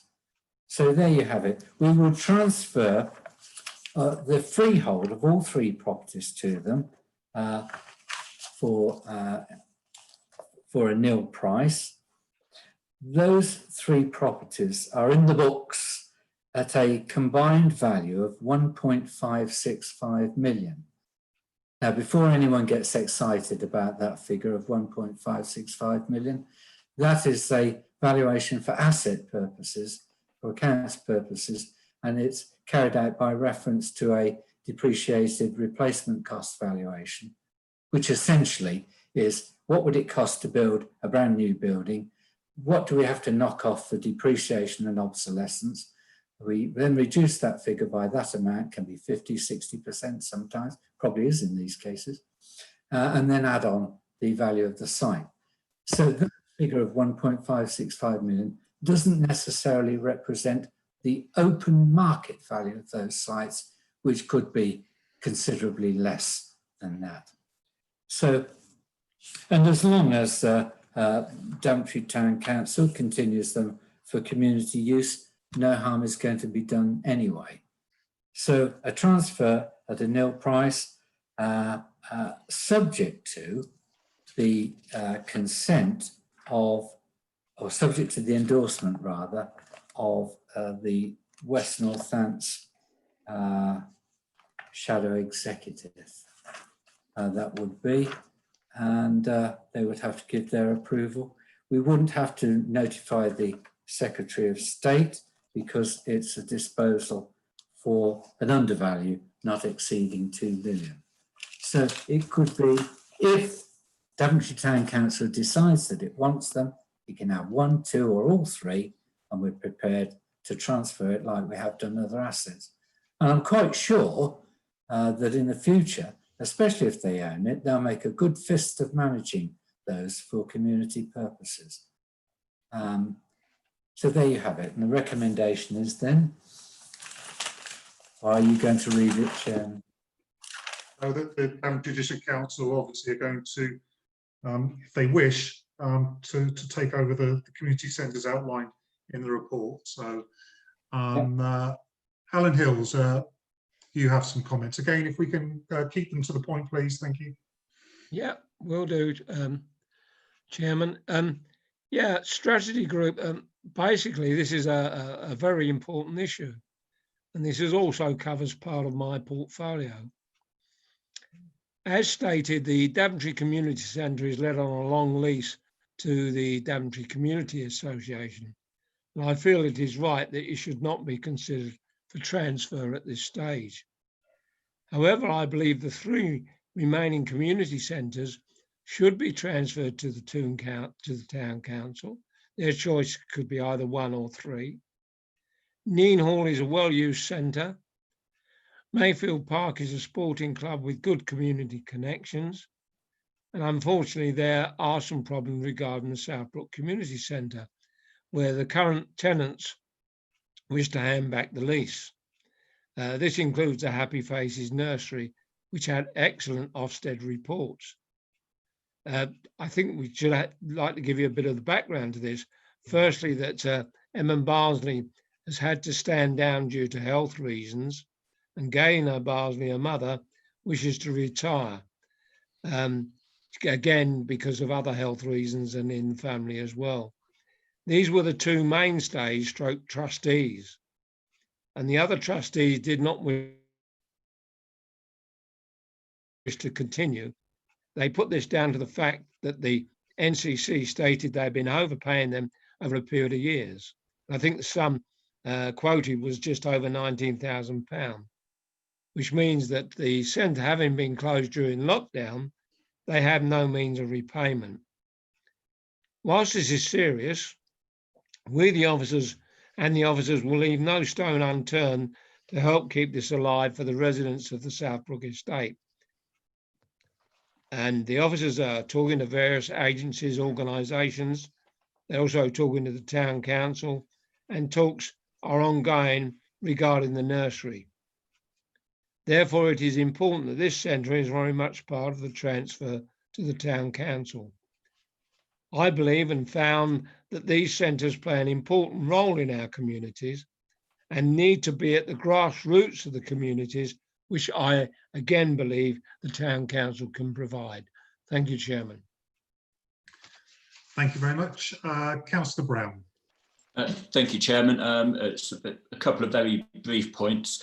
Firstly, I do think that it's appropriate that these assets are transferred over to DTC, should they wish to take them on. Their community centres, I think after the reorganisation of local government in the county, the town council becomes the more appropriate body to manage and hold those assets. But what I would just like to make very clear, and it follows on from a point raised in the previous debate, and it runs through this debate as well, is that we're all now serving as shadow authority councillors. So councillors sitting on the Borough Council, South Northants, the County Council are all colleagues of ours now, and as a shadow councillor or as shadow councillors, we have a statutory obligation to work in the best interests of the residents of the whole West Northamptonshire area. And I'm sure nobody on this committee or on our own council would ever consider going against the best interests of the wider West Northamptonshire area. We would take the best decisions in the interests of all residents. And I would just ask that unless or until it's proven otherwise, I'd like us to assume that the same goodwill and professionalism exists on the part of those colleagues of ours who sit on other councils, because I wouldn't like it to become a recurring theme that we assume that councillors elsewhere don't care about Daventry, wouldn't act in the best interests of Daventry. I think we have very good colleagues on other councils, and I trust them to make the right decisions now and in future. Thank you, Adam Brown. Councillor Brown. Councillor Wesley. Thanks again, Chair. Yeah, I mean, these are valuable community assets, and it's really, really important that they are looked after in the best possible way. I'm not speaking for Daventry Town Council. I'm speaking as somebody that was actually discussing this on the Town Council, i.e. as a Town Councillor. Yeah, I'm not sure these were ever actually up for Daventry Town Council to take on previously. I may be wrong on that, but there was certainly some question about it. And my main concern on the Town Council taking them over is primarily for the people of Daventry, really. I want to be sure that us as District Council can just ensure that Daventry Town Council has the full facts all of the numbers, all of the details, including how the cost of the upkeep and the expense and the and anything that's actually been done to these buildings, or more importantly, what's not been done to these buildings. Obviously, these have people in the district and in the town as well have been paying for possibly for the upkeep of these, and but I wouldn't like to see the entire burden fall on just the people of Daventry going forward. So I do think it's important that there's full disclosure on this to the town council, so a proper decision can be made. It's interesting that the community centre isn't part of it. You know, previously we've heard that despite what Councillor Adam Brown just said previously, you heard from Councillor James that that the new unitary wouldn't have Daventry's heart wouldn't have its well-being at its heart, and it now appears that it does have it at its heart when it comes to the next debate, which is slightly which sort of goes against what was previously said. I understand the sort of rationale behind it, but maybe all four should be looked at. But obviously it's down to the town council whether they do want to take it on at the end of the day, subject to all of the numbers. Thank you, Chair. Thank you, Councillor Worsley. Councillor Ken Ritchie. Thank you, Chair. I really just wanted to make much the same point as Councillor Wesley has made. I didn't really understand the logic in not having the community centre at Ashby Road made part of the deal. You know, okay, the fact that somebody has got a long-term lease, it won't be a lease that goes on forever, and at some point, the freehold will either be be available to the town council or to West Northants. The ownership is going to go somewhere. The argument that it would be a small plot surrounded by West Northants land doesn't to me seem any reason for not offering that plot as well. Most people who have got a home or on a bit of freehold land surrounded by land that has got nothing to do with them. I just wonder, I've got no idea what the views of the town council might be, but it strikes me that of the four community centres, it is the one in Ashby Road, because of its proximity to the centre, that tends to be more of a Daventry-wide facility, more than one in Southbrook or Timken or over in the Grange. And I just feel that there is a much stronger logic in saying that that ought to be part of the package as well. Okay, thank you, Councillor Ritchie. That's not part of this paper. It may well be a good point to debate in future, because actually this point is about them considering those that are currently on offer. Councillor Howard, please. Yeah, thank you, Chair. As in all parishes, normally these would be managed and looked after by the local parish. Daventry Town Council is our parish, and I expect and would hope that they take on all these three. And again, at a later date, we can review the one in Ashby Road, which clearly isn't on the paper. So as we are only discussing these three properties, I would like to see that the parish council, the town council, takes on this lease. Thank you, Chair. Yeah, thank you. Councillor Randall. Sorry, Councillor Randall, your button again, please.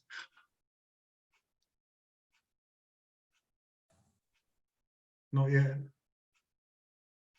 Sorry, yeah, I lost it. Sorry. Yeah, as I've already said, I am part of the town council as well, and we have had a small discussion around this.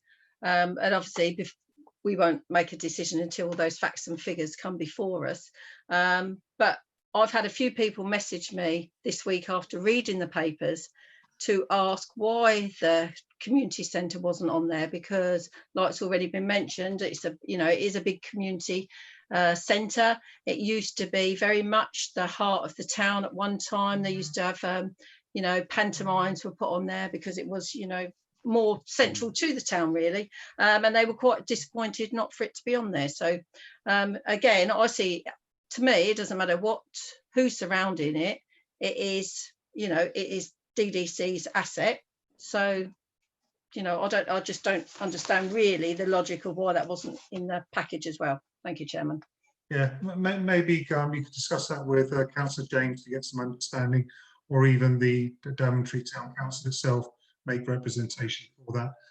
That's about it. Just before I hand back to Councillor James, you know, Daventry Town Council, you know, I do spend a bit of time in their meetings and have been very impressed with their approach, their willingness to take on assets pre-unitary, and whatever we can do to support that process as a council, you know, I'm totally in favour of. They are very capable.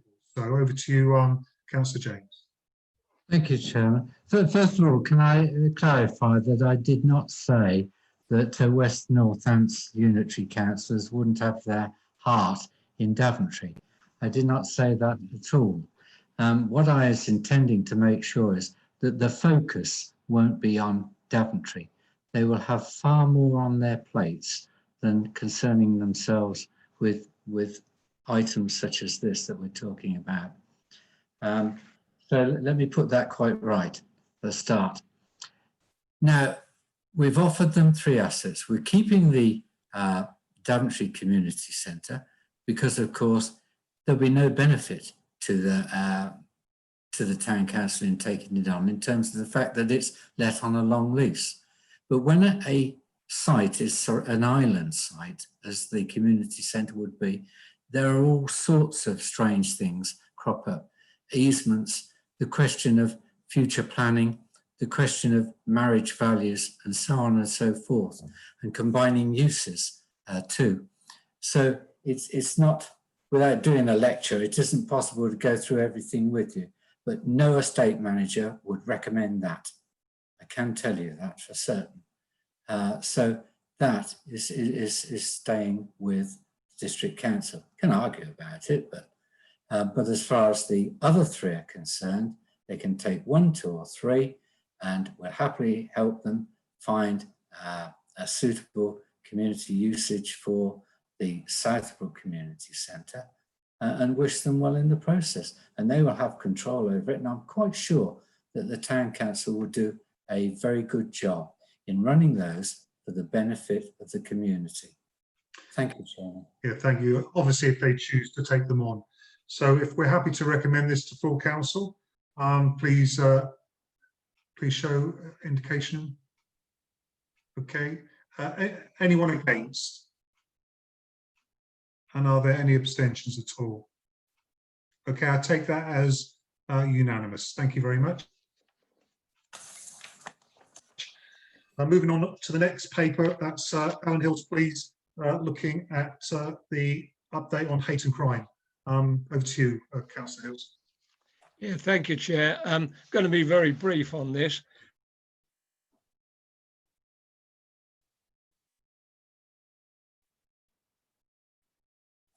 Sorry, Alan, can you unmute yourself? You muted, it's gone mute again.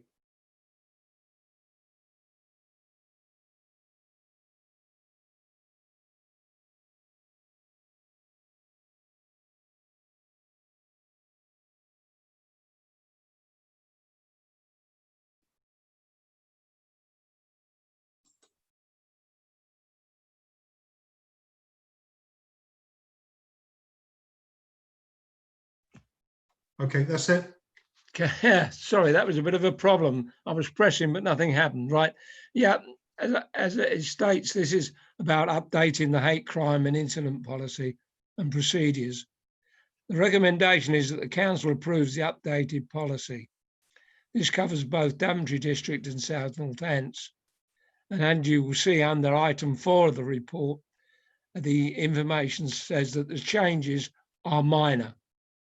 And I would also refer you to item 6, the conclusions, that this is a refinement of policy and procedure that is already in place, as this meets the DDC's policy and general practice.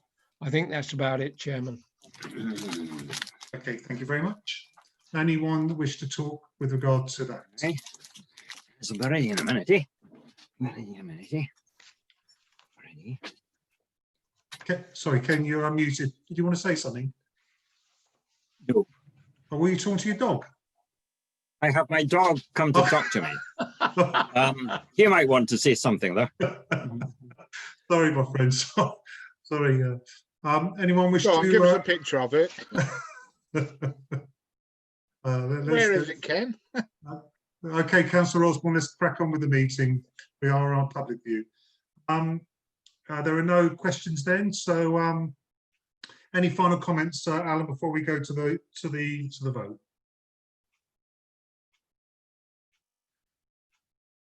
Alan Hills, any final comments? No. Okay, so are we happy to recommend that the council approve the adoption of the updated policy? Okay, anyone against? Any objections? Abstentions? No. Okay, in that case, I consider that a majority vote. Thank you, Tony. Next paper, please. Moving on to community leisure facilities COVID-19 situation. See you again, Alan. Yeah. Yeah, it is. Yeah, again, I'll be as brief as possible because I'm aware of time going on. Yeah, leisure facilities have actually been badly affected by the COVID-19 situation. I would like to refer to item 1. The purpose of the report is to update members on the financial situation of the council's leisure facilities as a result of COVID-19 and seek approval for the authority to vary budgets and take other measures designed to facilitate their safe opening and ongoing operation. Members, you've got the recommendations in front of you. Physical activity plays a very important part in the nation's health. Some people are carrying out their own training or health and fitness, but we need to look after our leisure facilities so that they are ready to open and provide help to people's health and well-being, particularly after lockdown. Item 4.1 outlines the current situation and the support we have been giving to SLM and the total cost for April, May and June. We need to avoid significant adverse financial effects. Therefore, it is right that the Chief Executive is given the authority to vary the budgets by a total of 600k if it is required. I recommend this report to you and that option 5 is agreed and as stated the only practical means of proceeding and the one best able to deliver our objectives and protect the public money. Thank you, Chair. Thank you, Councillor Hills. Councillor Cribbin. Thank you. Yeah, I fully support what Councillor Hills has said. I don't know whether members have been aware of the Downing Street briefing of tonight. That announced that leisure centres and indoor swimming pools will be able to open from the 25th of July.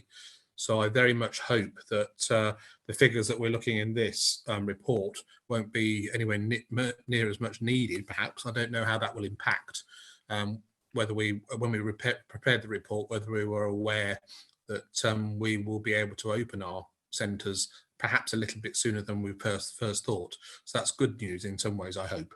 So I think if members are aware of that, that's very good news going forward.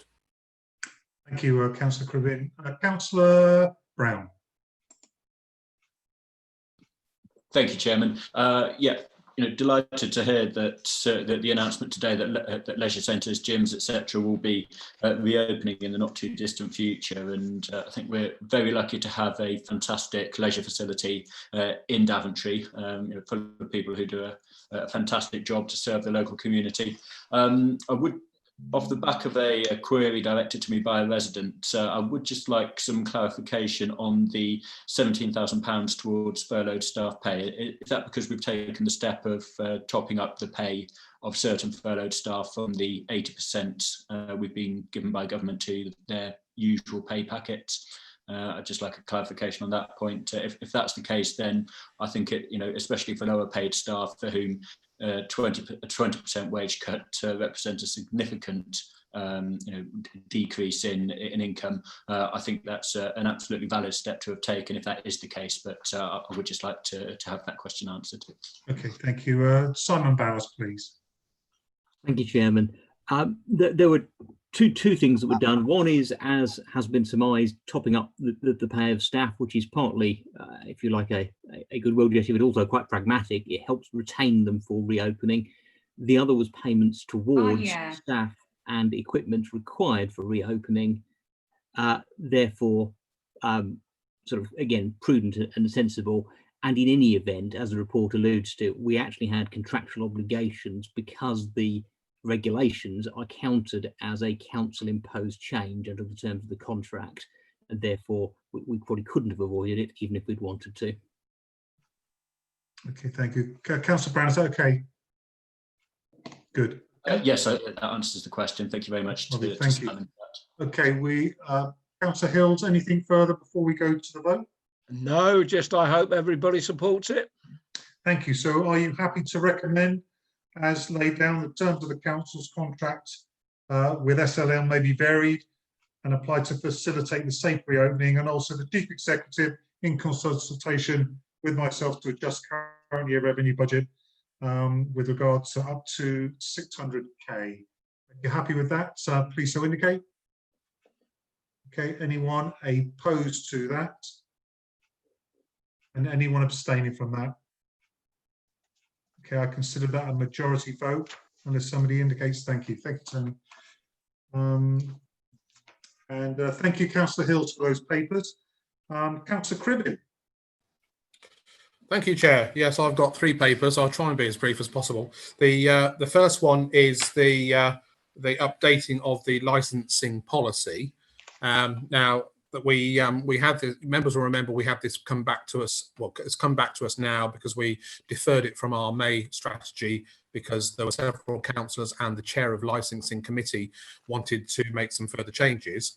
I'm pleased to say that officers have worked well with the councillors and the chair of licensing, and those proposals that they put forward will be seen at page 92 of your reports, and they have put some additional paragraphs into the licensing policy. Now, obviously, this falls within my portfolio, but I'm to say it's largely the licensing chair of the licensing committee chair that leads on this, and he's told me that he's happy with the amendments to the policy now, and I would basically put it forward that we adopt the policy as amended going forward. So I would put that to the vote. We would need a seconder though for that. Yeah, thank you, Councillor Cribbin. I was particularly impressed. It was due at a previous meeting and it was pulled because of concerns, but how well officers and members worked together to resolve the concerns and put forward this paper we have today. So I thought that was some good council practice, to be honest. Councillor Jo Guilford. Yes, I'm happy to second the proposal to adopt this revised policy and concur that the officers and members worked well together. So I fully support it. Just a couple of questions though, if I may. One, I asked at the last meeting, and it is in the minutes, because we didn't have a full out of hours service, although we have what's called a proactive out of hours. I asked if consideration was being given to having a full out of hours service. Was that considered at all? And the other thing is in relation to conditions of licenses and consistency. Now, I'm full aware that in the policy, and it is fully correct, each case should be on its own merit. Fully agree with that.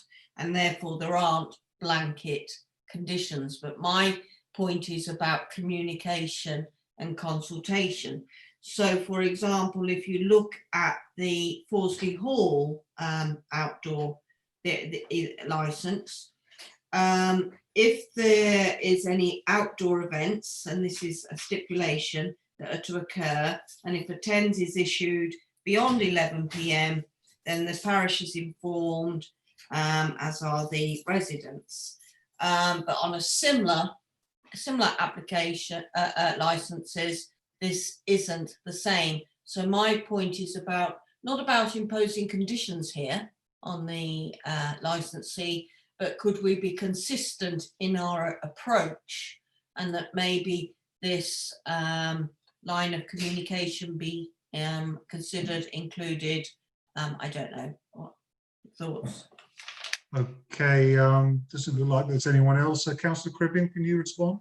Yes, I definitely. With regard to the out of hours, if Councillor Guildford looks at the bottom paragraph on page 92, that explains largely there what we do at the moment. We don't have an out of hours policy, an out of hours service per se, but there's a system in place that if there is a particular issue with a particular licensed event, then the police can go in there. They have powers to shut the thing down straight away. They also have an ability to contact somebody from Daventry District Council out of hours, and they know how to do that and will do that. Going forward, I think we've taken the view as a council that it's something that would go to probably the unitary authority to decide about a whole West Northants approach. I know that South Northants and Northampton do have an out-of-hours service. We don't as such, but I'm fully aware that if we think there's going to be a particular issue with a particular licence, our officers are able to work 24/7 if they have to, and that will be something we'll put in place for that. So if we think there's, for example, things like the Shambhala Festival, etc., where we know there's potentially going to be an issue, our officers will be on hand to actually monitor that. So there is a provision there, and there is a provision in an emergency situation for the police to be able to go in and shut things down if there's an issue. With regard to the second point you raised, I mean, I can see it's a good valid point. It's something I probably need to take some advice from Maria Taylor about, actually, on that, as to whether that can be achieved for you. Well, I don't know if we can defer to Maria for that second point. Yeah, no problem. Maria Taylor, please. Thank you. Yes, certainly. Each licensing application is considered on its merits. Sometimes conditions are negotiated before it gets to a hearing. Sometimes it's even negotiated before somebody puts a license application in. So it really boils down to sometimes parishes being proactive and that sort of thing. The officers don't go around trying to apply a one size fits all. In fact, that's not good practice to do that. So things vary because each application is different, and sometimes it's just about good negotiation between different parties and different stakeholders, police, county council, and other people getting involved with suggestions. So you're never going to see exactly the same thing. And frankly, quite a lot of the older conditions that were negotiated, we might not ever be able to get them in. They've been agreed by negotiation, but they're not things we can require. So sometimes we do a better job at those negotiations as a group of people than others. So that, you know, there will always be differences in those. Okay, thank you. Thank you. Thank you, Maria Taylor. Thank you, Daniel, for that. So are we happy to recommend that the council, as the licensing authority, adopts the statement of licensing policy as reviewed? Be happy to do that? Lovely, thank you. And anyone against? And presumably no abstention. A majority again, Tony. Thank you. From my eyes. Okay, and the next one again, it's yours again, Councillor Cribbin. Thank you. Housing allocation scheme? Yes, that's right. As members know, we have an allocation scheme. Authorities are required by law to have such a scheme. So usually we've had a situation with COVID where we have with the chief executive consulting with the leader and also myself have approved a series of temporary changes to the allocation scheme under the urgent provisions of our constitution to sort of give priority to the homeless people, or the people who are going to become homeless in our district, to give them a bit of a priority on obtaining properties to help us achieve our obligations under the Homelessness Act. Now, that's something that's going to come to an end on the 31st of July this year, unless full council decides to extend it.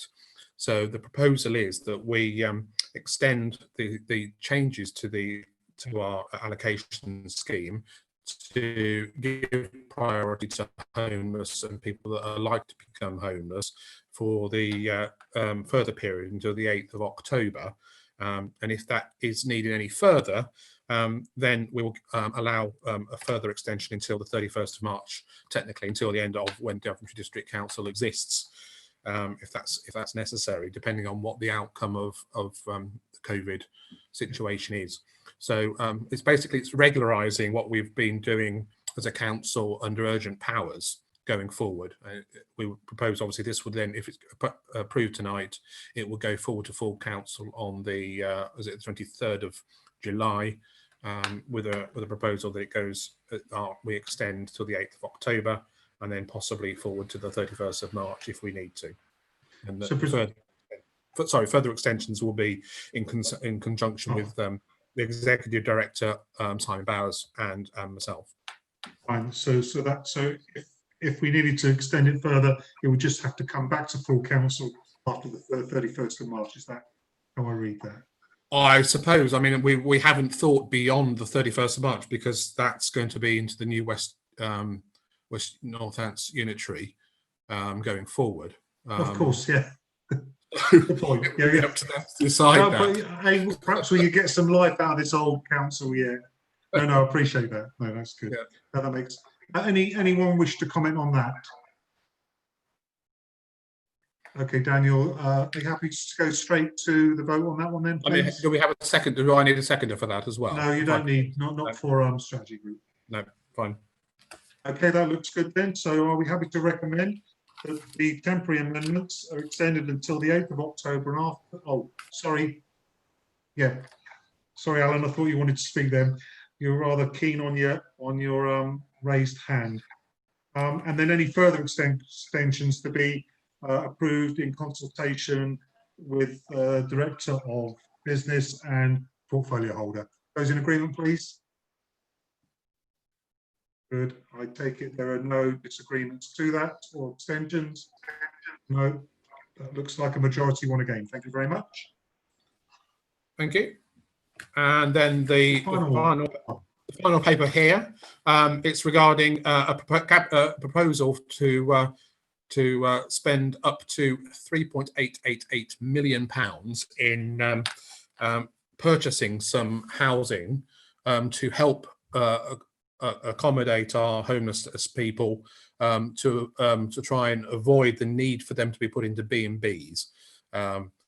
Now, this is something that is costing us, well, it cost us in the last financial year, £314,187 in B&B fees. If members will look at the report and see at page, I think it's page 139, a table at the bottom there, and it will just show you the sort of scale of potential savings to this authority, and also going forward the West Northants authority in the region of about £6,000 per property, and a potential saving of about £118,000 per year if we were to go forward and purchase up to 18 properties that we could use instead of B&B properties going forward. So it's a bit of a no-brainer in my view that we have to spend £3.888 million going forward, but we would save £118,000 per year, plus have an asset to which we could then sell on if we need to going forward. So the proposal here is that we put a budget forward of £3.888 million in this current financial year to purchase up to 18 properties, and you'll see the recommendation at item 2 on page 135. And so hopefully Councillor Morgan, being the resources portfolio holder, is aware of this and is not having a heart attack as I'm proposing that we're going to spend quite a lot of money going forward. But I would just put that to the strategy group and hope that we would all endorse that and agree that.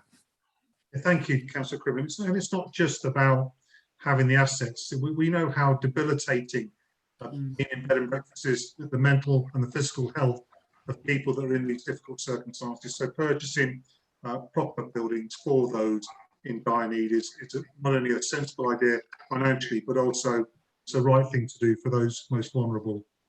Colin Morgan.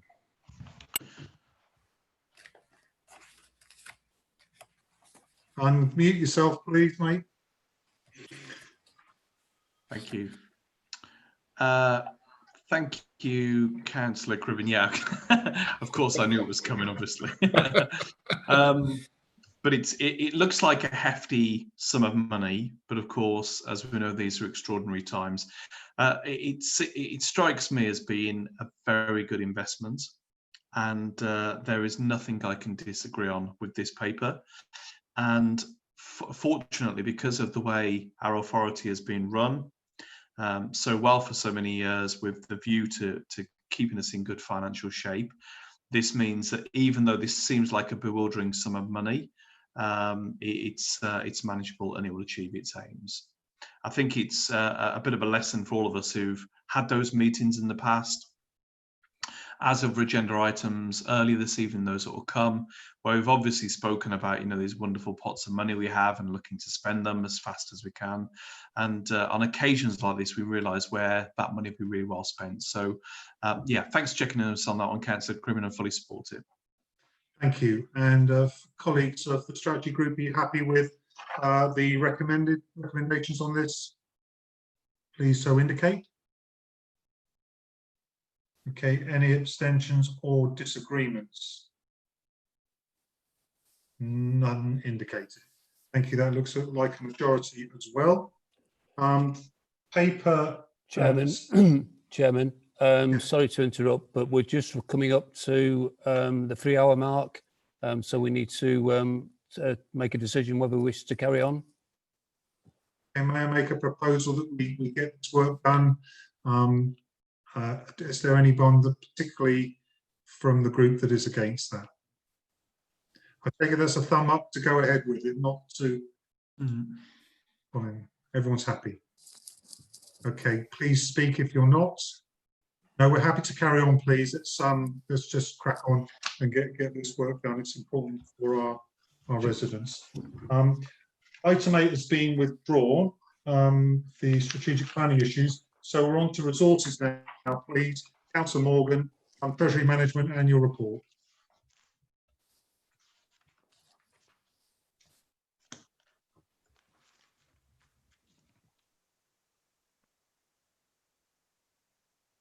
No, you. Oh, Chair, I don't know if there's some kind of double muting action going. I think I've understood the problem. I think you unmute me and I'll mute myself. No, I haven't touched you, mate. Oh, not on this occasion anyway. All right, thank you. I was about to say, actually, I raised my hand probably a shade too late on the previous item when you asked if we could go on past the witching hour. And I wanted to say it's an interesting point here, actually. Of course, some of us have nowhere to go and we leave the meeting because we are, of course, most of us at home already. So there's no excuse not to stay. But of course, I know there are some amongst us that are actually in the office. So I appreciate them staying till this time, and some of us are probably literally in our slippers having this meeting. Oh yeah, sorry, Audra. Thank you for staying on. We appreciate that. Thank you. And Colin, we can't meet at our rendezvous afterwards. No, exactly. Well, there is a problem there too, of course, and their takings are down. But yeah, so I particularly said that actually because my corresponding officer here, I appreciate Audra's in the office. Anyway, here we go. So thank you. I can't really see the camera and read the paper at the same time, of course. So on this one, of course, this is the Treasury Management Annual Report. And of course, the great thing about when you get to this point in the agenda, you're familiar with this particular paper. Because we go through papers like this every time, variations of this one. So this is the full activities for the financial year, and all we need to do here as a strategy group is note the papers. What I'd like to do though is quickly talk you through only a couple of items actually. As we'll see a bit later on, we've obviously when we get to the next paper, there's some slippage we're going to talk about. But really on this one, this only really talks about the capital expenditure. and in terms of the Treasury. And quick table to note here on page 150. Your numbers may look a bit skew with on this one, members, of course, but you'll know the paper I refer to. So the table there very briefly talks about the what was in the revised budget, and then what we've actually the outturn position. There's a little description of the consolidated slippage there in the business section, particularly slippage which really relates to COVID-related situations, as we're all familiar with, of course. And that slippage is really listed there by those main key areas. The most of the slippage there, of course, is in the business area. And I think it's fair to say that's nothing to be concerned about, of course, because of the situation we're in. Then we have a little bit of a report strategy for 2019-20. And of course, often when you have these reports in the last couple of years, the interest rates have been very low, and that's obviously affected particularly the money we earn interest in terms of our, what we have squirreled away. And I'm pleased to say, actually, if you members turn to page 6.4 this time on page 152, you will actually see, notwithstanding very low interest rates at points in time, which of course have cut to 0.1% at the beginning of the COVID outbreak, we still have interest earnings at the year end of essentially £60,000. Of course, that's 0.06 million.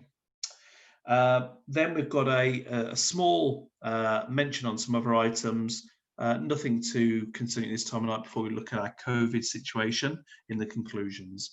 I think basically what we're saying in this paper, particularly as of course it's in terms of cash management, is really, given the situations, we've still managed to be in good shape and still get that £60,000. So we have to do a note that one, and then we can move on to the next one, which is slightly more interesting. Thank you, Chair. That's all for that one. Thank you very much. Any questions, please, on the Treasury Management paper? No, we don't. Yeah. Sorry, Chair. I couldn't get to my raised. Sorry. I was just making sure that I was on the right one. So I am on page. So I'll just make sure now. 149, aren't I? That's the one. Yeah. Just down at the bottom, the public toilet refurbishment. Work has been looked into, but will not be undertaken this year, as the toilets have been handed over to the town council. Now, I was always under this understanding that public toilets came into these special expenses until quite recently. I don't know if anybody can clarify that, and if so, why? Why? Surely, if that was the case, that refurbishment should have come out of that special expenses money. Yeah, so that's the bottom of 150. Now, we have discussed this before, but actually, I think, is it who's been doing the handover? It might be either Simon or Audra can add a quick point. Simon Bowers, please. Simon Bowers, actually, in terms of negotiations. Thank you, Chairman. The simple answer is that comment is an error. Our apologies. It is not true that the toilets have been handed over, nor is there any plan to do so as things stand. So the work will be done this year. In fact, thank you, Simon. I remember this on the last paper, actually, now I think about it. I think it was probably an error transfer, but actually, Councillor Randall, well spotted on that one. Yeah, thank you for clarifying that, Simon. Put that in there to make sure you're paying attention at 9:15. Thank you very much. Thank you, Simon. That's all for that one then, if anybody's not got any other questions. Thank you. Are you happy to recommend for council then? Please indicate. And any abstentions or anyone against it? No, that again is a majority, unanimous. Your next paper then, please, capital and revenue budget.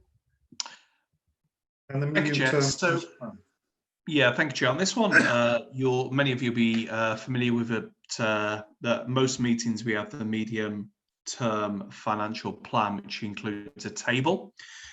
Really, on this one, as it tells you in 1.1, the emphasis is on the capital, and it's not about the revenue budget. So only focus on capital here.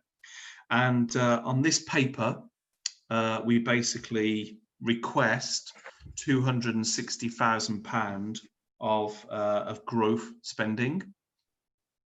Actually, some of that spending relates to a pink paper which will come later. But obviously we request the money here and then we agree that later. So I can't go into any detail on that one, of course. And the probably, let's be upfront about this, probably the most controversial item here is an additional £40,000 increase in growth request related to the Burgage wall, which of course we've discussed at length previously. The paper basically here condenses the requirement for that money. You know, of course, me being the resources portfolio holder, don't like spending the money, but of course we have to stay compliant. We've committed to schemes ongoing. It's a case, as is the next one on the Mulberry Place increased budget. We are where we are. It's a scheme we've all signed up to, and of course, as we move through, there'll be minor challenges. This doesn't make light of taxpayers' money, either one of these, particularly the £40,000. But it contributes towards the aesthetic of that development and keeps us on the right side of the requirements around the conservation aspects. So they're the three extra monies we're asking for. One will be dealt with in pink papers later. Let's be honest, the slightly more controversial one of the Burgage wall of £40,000. And then the Mulberry Place, £150,000 related to COVID aspects as well. We are where we are with that one. Nobody expected a global pandemic. And actually anybody that's particularly, well, at least from the layperson's perspective, seen the development recently of the complex, it's starting to look really impressive, actually. We've been taking on our walks around the town quite regularly. The kids there, and they're getting very excited about all the money of mine they're going to spend when that place opens.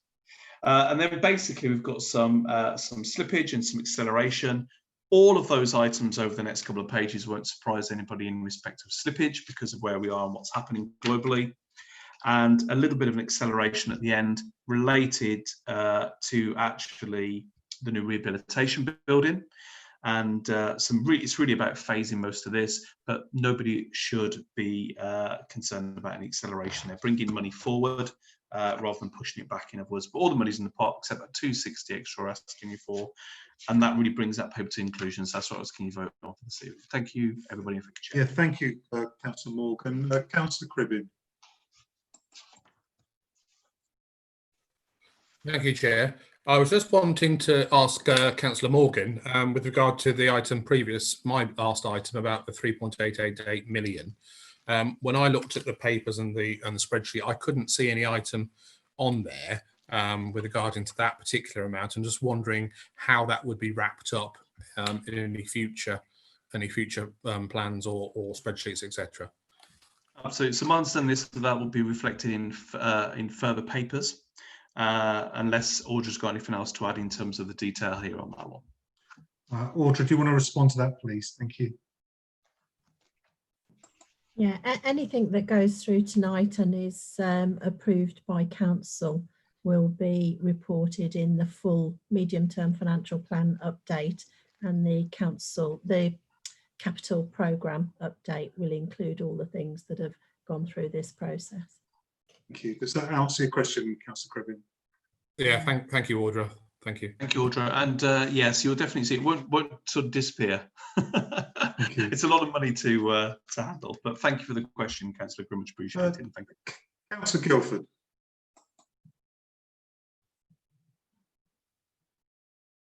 Oh. Right, can you hear me now? Difficulty there. Can you hear me? Yes, we can. Okay. At the last meeting, I don't. When we discussed approval of recommendations, I don't know if any of you remember, but I was against the expenditure on the wall. But I said that because of the way the recommendation was worded to adopt it all together, that I felt that meant I had to vote in favour. And I was advised that you could raise your objection against any expenditure so that you could take that item on its own. So I just wanted to raise that I am against the increase on the wall, and that you can look at schemes and cut your cloth accordingly. You can alter a scheme to reduce expenditure. When you're in business, if something comes in over budget, we re-look at it and see how to reduce the cost down. So just to make you aware that when we do come to vote on this, I would like it so that we can vote and I can record that I'm against that element. Okay, Councillor, sorry, Tony, can you just advise on that procedure? Is it something you will note as an appendices to the main vote? Chairman, I think we can capture it in the minutes of the meeting on the decision. I think subject to what the rest of Strategy Group have to say will depend on how it's reported through to council.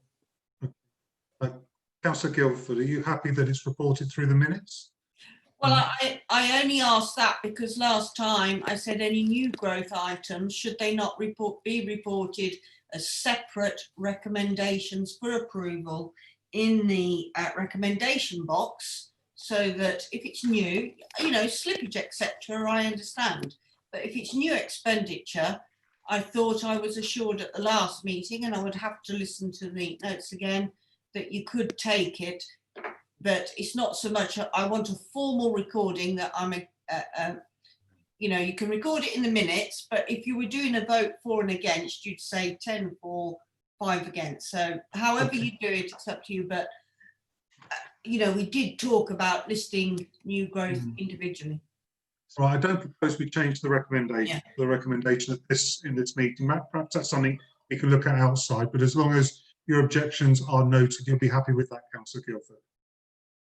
Well, I thought that's what we were looking at last time when I raised this. Well, I'm in exactly the same position then as to when I raised it before. Okay.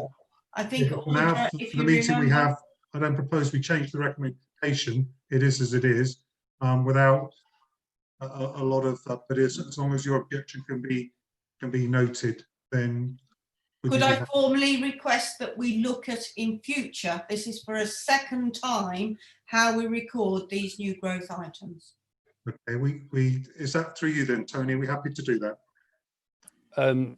Yes, Chairman, it's possible to do that. I think it's a discussion that the CFO and the resources portfolio holder will need to have outside this meeting. Okay, Audra, do you want to comment, please? Yeah, I'm happy that any growth items we can split out on the recommendations so that they can be dealt with separately. Quite happy to do that. Can we have that? Sorry. I don't expect to be bringing many, bearing in mind that we won't be setting the budget for next year. And that was what was said before, Chair, at the last meeting, but this report hasn't appeared as such. Okay, well, shall we take that as make sure that's done, and we're Councillor Morgan, I'd expect you to help ensure that that is as well. Councillor Chair, this is a very interesting point actually. So I remember the conversation very clearly. In actual fact, I think it's probably because the way I presented the information in the last couple of meetings has probably led us to really focus on that clarity about what's coming forward. I completely agree, Councillor Guildford, in actual fact. And I remember when we discussed it before, actually, we hadn't had the expectation that we've been bringing new capital growth requests forward. However, this is why I pointed out this evening very explicitly that there is a £40,000 growth request that basically essentially won't be popular with people for obvious reasons. I fully support having them broken down, and I would also like to see that going forward as well. So when the papers are presented, that would be very welcome, because I think it brings transparency. I know actually in some respects it might give us some challenges, but it's better to have those discussions. Thank you. Thank you. Tony Gillett, please. Chairman, I think if it's the will of Strategy Group, then we could see that the recommendations are broken down by the time the recommendations appear at council. Right. So in that case, we can vote on individuals on the. Yes, you will be able for full council. For full council, you will be able to. No, that's good. Councillor Guildford, you'll be happy with that. That's perfect. Okay, wonderful. Yeah, let's have that, and if we could have that for strategy as well, that'd be great going forward.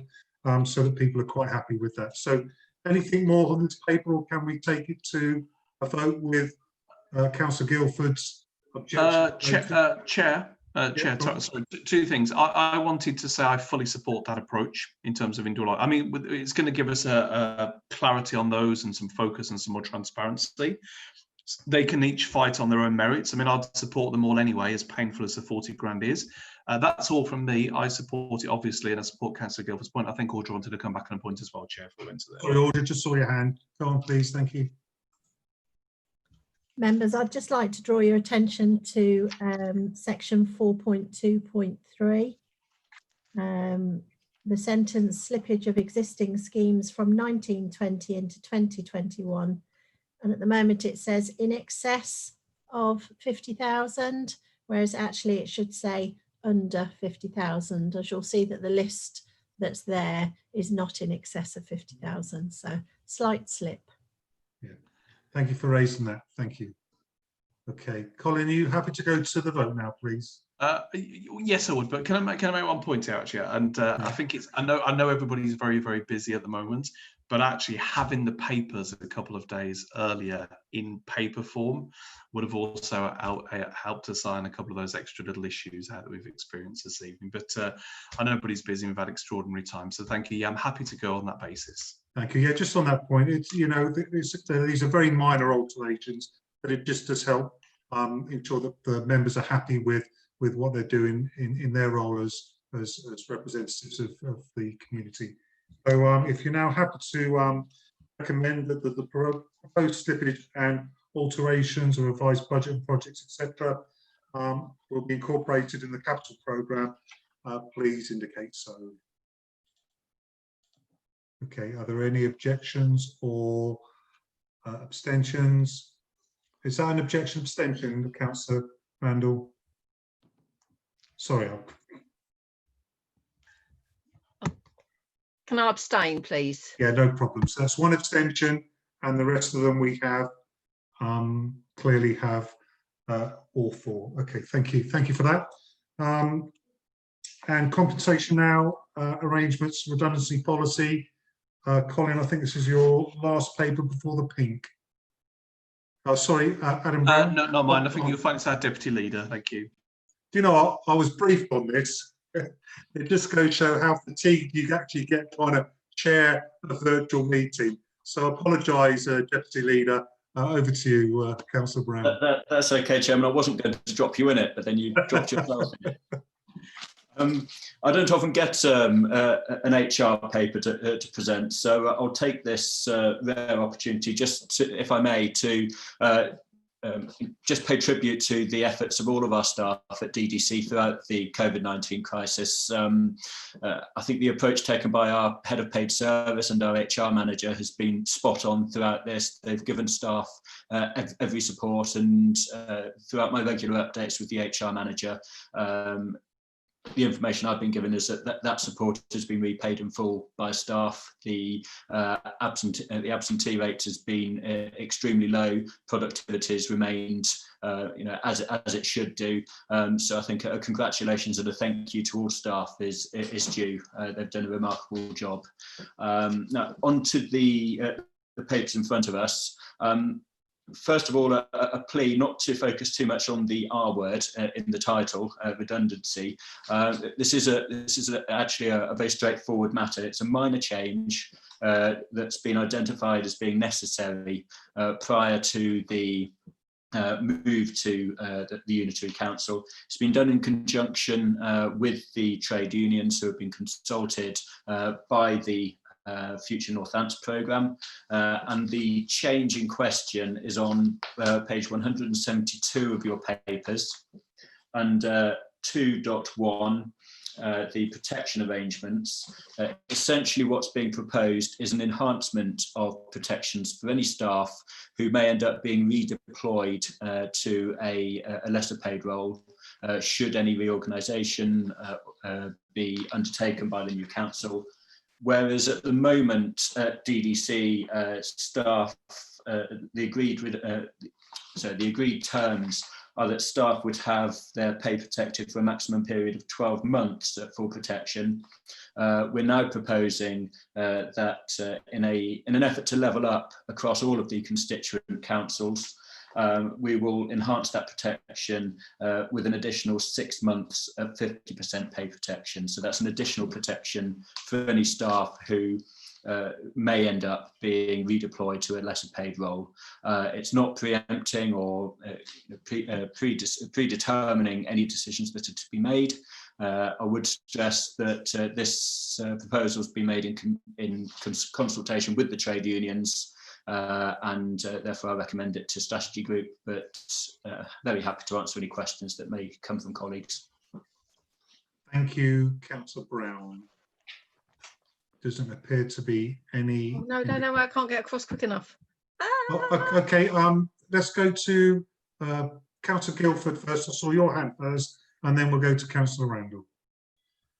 Councillor Guildford. Okay, very quick question. All I wanted to know is, so this means that all 4 councils will be exactly the same in their terms, yes? That's the intention of the ongoing process, that that as far as is practicable, that there will be uniform terms for all staff being tupied across to the new council. Yeah, okay. Thank you, Councillor Brown. Councillor Randall. Yes, thank you, Chair. So for 12 months, it's guaranteed for 12 months. Their pay will stay the same for 12 months. That's correct, isn't it? Yeah, yes, Councillor Randall. And I assume in most businesses that would be quite a substantial length of time. And obviously this is public money. So I'm thinking about public money and how the public would feel. And so given that, I don't know really. I'm just thinking about other people. You know, obviously a lot of people have lost their jobs during this time. And I would think that a lot of people at this time will be quite happy to have their pay secured for 12 months. So I think I will abstain and find out more information. Okay, thank you. Anyone else? Sorry, Adam, do you want to reply? That's fine. I just want to make sure, I'm sure Councillor Randall has understood correctly, but I just want to clarify that this only kicks in if staff are redeployed to a lesser paid role. It's not a pay protection in the case of outright redundancy. If staff accept a lesser paid role, then they then have their previous wages guaranteed for a certain length of time. Yeah, can I just come back and just say, if they are deployed to a lesser role, at least they are still keeping their job and they have got that money maintained for 12 months, which gives them 12 months to look for a job that may be better paid against other people that obviously aren't in that council environment that may not even get that sort of opportunity. That's all I'm just thinking, that is public money and how the public will be thinking. Okay, thank you, Councillor Randall. That is a fair point. Councillor Osborne. Yeah, is that Okay. gonna? Yeah, You're live, yeah. Yeah. I'm sorry to make a political point, late, but Councillor Randall, you sound like a right-wing conservative. I have to say that it's a bit of humour creeping in, but if you've got an employee that suddenly can't carry on their job and they've got a lesser paid job, we should be looking after them. And fully support them. Councillor Randall, you shouldn't be saying that. There will always be people that are worse off, but we're here to be looking after our staff. Hey, monitoring officer, do you want to come in? Chairman, it appears Councillor Randall has left the meeting, so if Councillor Osborne's comments are directed at Councillor Randall, he's wasting his breath at the moment. Okay. Yeah, it's just the fact I got a bit of I couldn't believe what I was hearing. Perhaps send her an email, Councillor. Well, no, I'll probably have calmed down by then. Okay, all right. Thank you. She's welcome to join my blue party whenever she wants. Okay, thank you, Councillor Osborne. Councillor Morgan.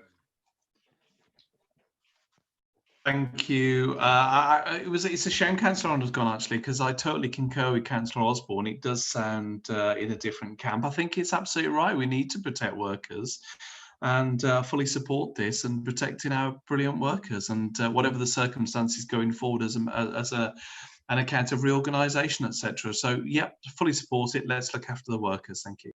Okay, thank you. Shall we go to a vote then? Doesn't look like anyone else wants to speak. Those in favour, oh, sorry, Adam, back to you, sir. Yes, so just a very brief comment on the other comments made. Councillor Osborne's made the point on a slight role reversal that I was going to say in maybe slightly more diplomatic terms, but you know, the fact that other people have lower terms and conditions in their employment is not an argument for us to follow suit. You know, we should strive to be a good employer and look after the people who work for us and serve the public in those professional roles. So I'm more than comfortable to stand up in favour of this policy and, you know, again, recommend it to the strategy group. Thank you, Councillor Brown, for presenting that. But, those of you in agreement, please indicate so. And anyone against or abstaining? No, that looks like that's a majority. Councillor Rounder wasn't present, Tony, so we obviously can't. But she did say I'm not sure how to deal with. She was saying she was going to abstain. Whether that's allowed under the rules. Chairman, point of order. If a person's not there at the point of vote, you can't vote. So, excuse me. We will go to the monitoring officer for the council. Chairman, as Councillor Randall wasn't here at the time of voting, then she doesn't have a vote. Okay, thank you for that. Appreciate that. Okay, I think that takes us to the last two papers, which are pink, and I did remember to hand over to Tony Gillett to manage this part of our meeting. Thank you. Over to you, sir. Yeah, thank you, Chairman. Yeah, just to advise members on any people who may be viewing the stream live, we're now going into closed session. The remaining two reports are exempt under Schedule 12A of the Local Government Act. So we will now switch off the recording